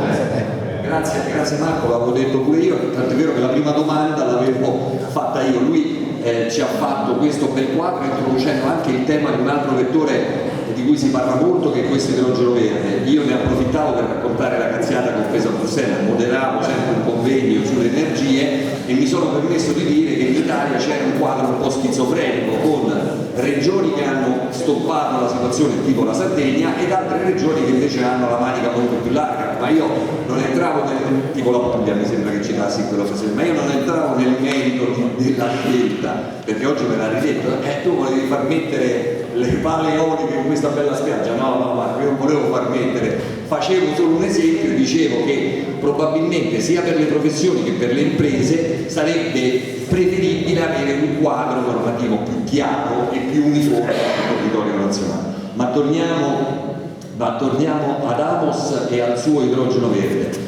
Tu ci hai dipinto un mondo molto bello, d'accordo, è pulito, però io per fare quell'idrogeno verde ho bisogno del sole, del vento, delle altre energie rinnovabili di cui tu ci hai parlato. Ma quanto costa alla fine questo idrogeno verde? Perché non vorrei che alla fine tutta questa cosa poi di fronte a quello che è il costo per le imprese mi dicono sì, va bene, sarà pure il più pulito. Tu ci hai spiegato anche ieri che siete stati ad Arezzo e per esempio in tutta la filiera ora si usa idrogeno piuttosto che gas, anche perché non rilascia scorie e niente, quindi è ideale per fare la gioielleria o l'oro. Però un calcolo su questo bel modello anche da un punto di vista economico ce l'abbiamo, Amos? La mia è una provocazione. Ce l'abbiamo. Allora, l'idrogeno oggi prodotto comprando l'energia costa 18 euro a chilo. Sono tanti. Effettivamente oggi lo scoglio è quello del costo dell'idrogeno. Ma se io l'idrogeno lo produco invece non comprando l'energia, ma utilizzando l'energia che ho prodotto in eccesso, quel costo può scendere a 5 euro a chilo, quindi vuol dire un terzo. E a questo punto diventa molto più competitivo. Però adesso non mi ha dato lo stimolo, io vado un pochettino oltre. No. Non so se qui in Sardegna voi avete cementifici, però ad esempio Sui cementifici c'è una grossa produzione di CO2 e l'attività che genera la maggior quantità di CO2. Nel PNRR è anche finanziata, nella transizione energetica, anche la sottrazione di CO2, ovvero se io all'interno del processo produttivo vado a sottrarre la CO2 ho dei vantaggi economici, degli sgravi non indifferenti. Posso avere certificati bianchi, cosa che tra l'altro anche la CER mi consente anche producendo idrogeno, ma poi dico cosa me ne faccio di quella CO2 che ho sottratto? Se io quella CO2 che ho sottratto la vado a utilizzare, abbinare all'idrogeno che ho prodotto, ho creato metano verde, perché la CO2 più l'idrogeno mi fa CH4 che è il metano. Quindi posso utilizzare nello stesso impianto di produzione che utilizza il metano per i forni che gli servono per la produzione del cemento, posso utilizzare quel gas che è un metano verde che mi ha già dato degli incentivi, dove vado a risottrarre la CO2 e posso creare anche metano. Il metano è molto più facile da utilizzare dell'idrogeno. Il metano lo posso mettere in qualsiasi situazione, l'idrogeno è un po' più complesso. L'idrogeno è un gas molto volatile, molto piccolo come particella, quindi ci vanno dei sistemi di tubazione particolari. Non è una fantasia, è una cosa che in Germania stanno già facendo. Un porto del nord della Germania con energie rinnovabili stanno producendo idrogeno utilizzando l'acqua del mare, utilizzano un pezzo del metanodotto del gas Stream 2 che non viene più utilizzato dalla Russia, alimentano le acciaierie, dalle acciaierie sottraggono la CO2, la riportano diciamo alla fonte dove c'è l'idrogeno, sommano l'idrogeno con la CO2 e immettono le tubazioni che distribuiscono il metano in questa maniera. Noi qui siamo tutti tecnici. Io in particolare non sono un meccanico, quindi non mi occupo del trasporto dei gas, degli impianti a pressione, sono un elettrico, però questi concetti messi insieme con tutte le nostre professionalità possono dare delle grosse opportunità di valorizzare questa energia in eccesso. Prima, giustamente, lui ci è stato cazziato dal padrone di casa perché ha tirato in ballo il fatto che in Sardegna non lasciassero fare impianti fotovoltaici, ha ulteriori impianti sia fotovoltaici che eolici, e giustamente il padrone di casa dice la nostra risorsa qui è il paesaggio, il turismo, perché io devo riempire di pale eoliche? Ma il problema è tecnicamente anche un altro. La Sardegna è un'isola, quindi l'energia che io produco qua dentro in qualche maniera la devo usare qua dentro, non è difficile distribuirla o trasferirla in altre parti d'Italia o anche in Corsica. Sì, ci sono i cavidotti che mi portano a cose, ma io andrei a sovraccaricare quelli. Però se io trasformo quell'energia che ho in eccesso, e voi effettivamente qui in Sardegna avete molta produzione di energia rinnovabile, in tutti quegli eccessi riesco a trovare il modo di convertirla e utilizzarla in maniera diversa, posso avere una risorsa non indifferente che in altre regioni d'Italia non potrei avere. Io atterrando ho visto vicino all'aeroporto uno sterminio di pale eoliche, 2 megawatt l'una. Sono tutte concentrate in un'area, quindi presumibilmente sono tutte sotto la stessa cabina primaria. Se qui c'è qualche elettrotecnico, immagina cosa vuol dire quando tutta quell'energia che non viene consumata all'interno della cabina si trova a riaffrontare il trasformatore per andare verso l'alta tensione, le criticità che può provocare agli impianti elettrici. Quindi quella stabilizzazione cosa significa?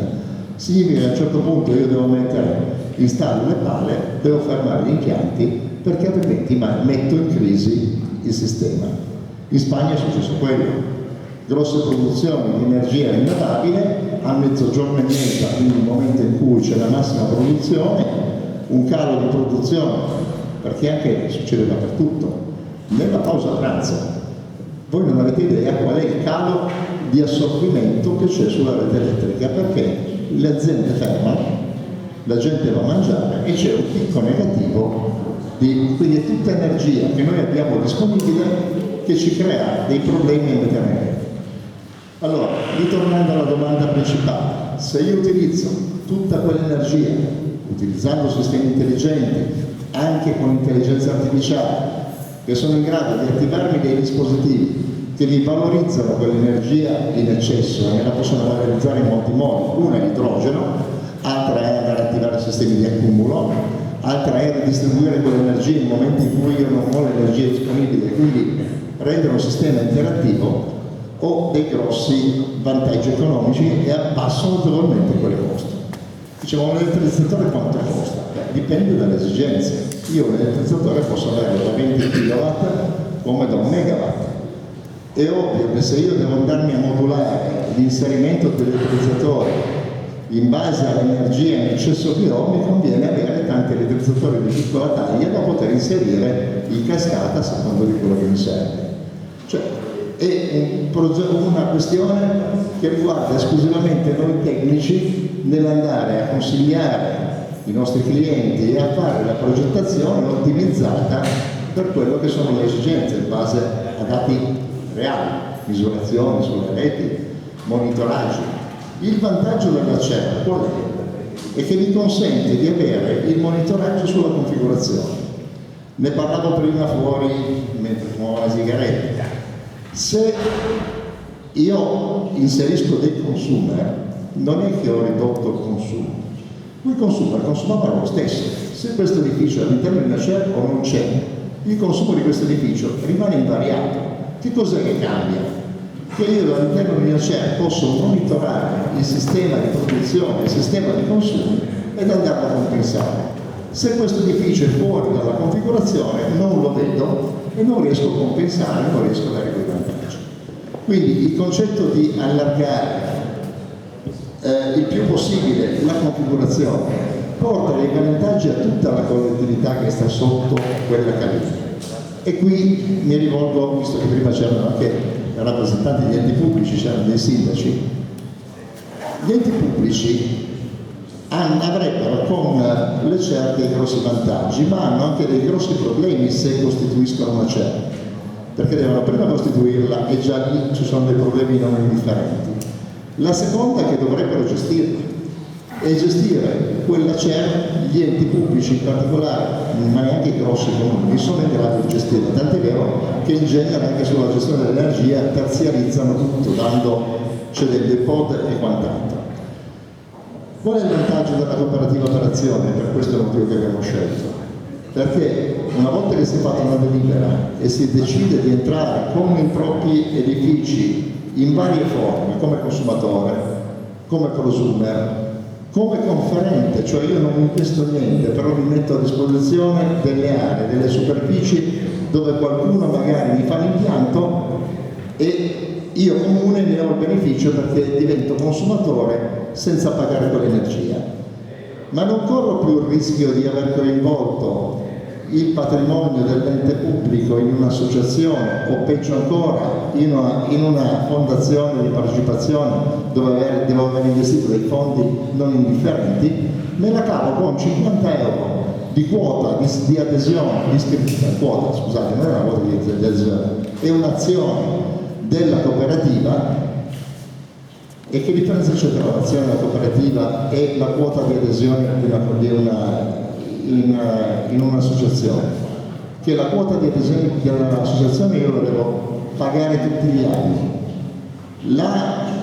L'azione che mi consente di entrare nella cooperativa la pago una volta sola, ma non è una fee d'ingresso, è un tagliando che mi dice che io sono proprietario di quella quota e il giorno che esco cedo la quota e quei 50 euro me li recupero, quindi non ho neanche investito a fondo perduto. E ci sono già 3 sentenze in Italia della Corte dei Conti che hanno tranquillamente detto sì, l'ente pubblico, il comune in queste condizioni può entrare senza problemi, mentre sono state cassate, e noi sappiamo qualcosa, in altre forme.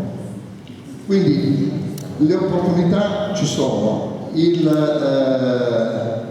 La Sardegna è un bellissimo paese, io sono il primo a dire quando ci vengo, un bellissimo territorio. In certi casi immaginare di vedermi delle palme in mare non piacerebbe neanche a me come turista. Il vedere terreni coperti di impianti fotovoltaici neanche. Però gestire in maniera razionale, corretta, senza andare a creare degli impatti, le possibilità delle fonti alternative, delle fonti rinnovabili che avete, gestite in maniera automatica, in modo da non sprecare nulla, da utilizzare tutto, può essere un grosso valore aggiunto e una grossa opportunità per tutti. Grazie. Sì, hai fatto già un secondo intervento di fatto. Allora io ho invece una richiesta, domanda, intervento di Mario Vincenti, a cui passo la parola. Prego Mario. E rinnovo di prima chi ha domande, perplessità, critiche anche rispetto a quello che ha sentito, sia utile. Prego Mario. Grazie Giuseppe, sono, per chi non mi conosce, Mario Vincenti, consigliere dell'Ordine dei Periti Industriali di Cagliari. Ne approfitto per portare i saluti del nostro consiglio direttivo, nonché del presidente Pasquale. E il mio è più che un intervento, una domanda, è una notizia che vorrei dare, collegandomi al discorso, a quanto ha appena esposto il professor Picchia.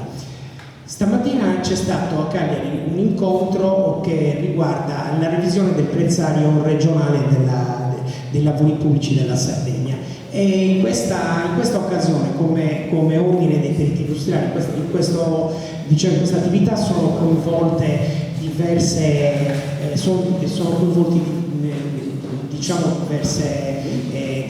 enti, nonché il nostro ordine e anche l'università.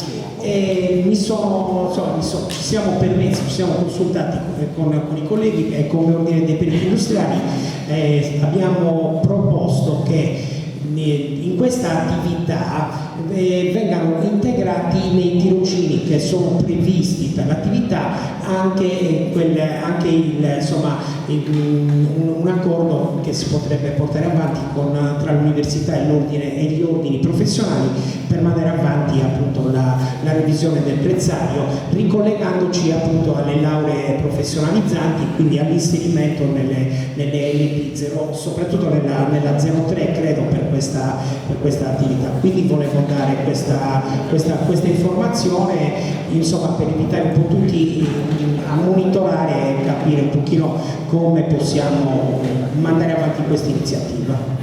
Grazie. Grazie. Non c'è nessuno? No, nel senso, ci siete, vi vedo. Niente. C'è Amos che vuole rifare una precisazione. No, una cosa velocissima che non ho citato, per quelle che sono ad esempio le opportunità per le aziende. Una delle opportunità per le aziende è quella di coinvolgere i propri dipendenti come consumer, magari hanno installato un impianto fotovoltaico, e utilizzare parte di quella tariffa incentivante come welfare aziendale. Questa è una soluzione che alcune aziende hanno già portato avanti, quindi ottenendo i benefici anche fiscali del welfare aziendale, coinvolgendo i propri dipendenti all'interno delle CER e cedendo una parte di quella che potrebbe essere la tariffa incentivante rispetto a loro magari come produttori, in aggiunta a quella che i consumer possono prendere. Era solo questa precisazione che ci siamo dimenticati di fare. Grazie Amos. Io siamo qui per chiudere questo pomeriggio di lavoro su questi temi. Marco Bucelli, che ringraziamo ancora per averlo organizzato. Io credo, insomma, il nostro obiettivo, Marco, era quello di fare un veloce excursus su questa possibilità data dalla creazione di Percetto. Fra l'altro, ne approfitto per dire che qui ci sono anche sul tavolo, se volete approfondire e prendere del materiale, c'è la brochure di Percetto. Ovviamente le persone che sono qui sono tutte a disposizione, iniziando da Amos, dal Presidente, per tutte le informazioni e le possibilità di adesione di cui cui si è parlato. Vi dicevo, l'obiettivo con Marco, che ha organizzato questa giornata, era quella di continuare a fare, come il CNPI sta facendo un po' in giro per l'Italia, un lavoro infoformativo per far conoscere, per dare anche un contributo ai colleghi e alle professioni tecniche del territorio. Quindi siamo venuti qui con questo obiettivo. Speriamo, Marco, che gli interventi abbiano dato una mano, insomma, alla comprensione. Magari qualche cosa lo possiamo avere pure complicata, me ne rendo conto, però insomma questo è anche lo scopo di queste iniziative che prendiamo. A te la parola per le conclusioni e la chiusura di questo pomeriggio, e grazie ancora per la tua ottima ospitalità. Grazie Giuseppe, avrei mai detto che avrei avuto qua dopo il bisticcio internazionale. Niente, no. Grazie a voi, grazie a tutti gli intervenuti. Era importante far conoscere il tema, perché si parla tanto di CER, molte volte si parla in termine superficiale e non si sa a fondo effettivamente cosa tratta e come va trattato. Era importante almeno instillare diciamo così il germe della conoscenza, come si suol dire, così perlomeno si è stimolati e si può approfondire il discorso. È un tema molto importante per noi in questa fase di transizione energetica. Ringrazio anche tutti gli ordini che mi hanno, diciamo così, portato supporto, ingegneri, architetti, anche perché comunque questo costituisce un ottimo, diciamo così, un ottimo, diciamo, inizio di un nuovo lavoro da portare insieme con tutte le categorie professionali. E niente, ringrazio di nuovo tutti, ringrazio l'amministrazione comunale, facendo presente che comunque siamo a disposizione per qualsiasi chiarimento, sia per enti pubblici, sia per privati, sia per aziende, ed eventualmente a supportare anche qualsiasi azione individuale di chiunque, senza alcuna regola. Vi ringrazio di tutto, alla prossima, direi. Grazie Giuseppe.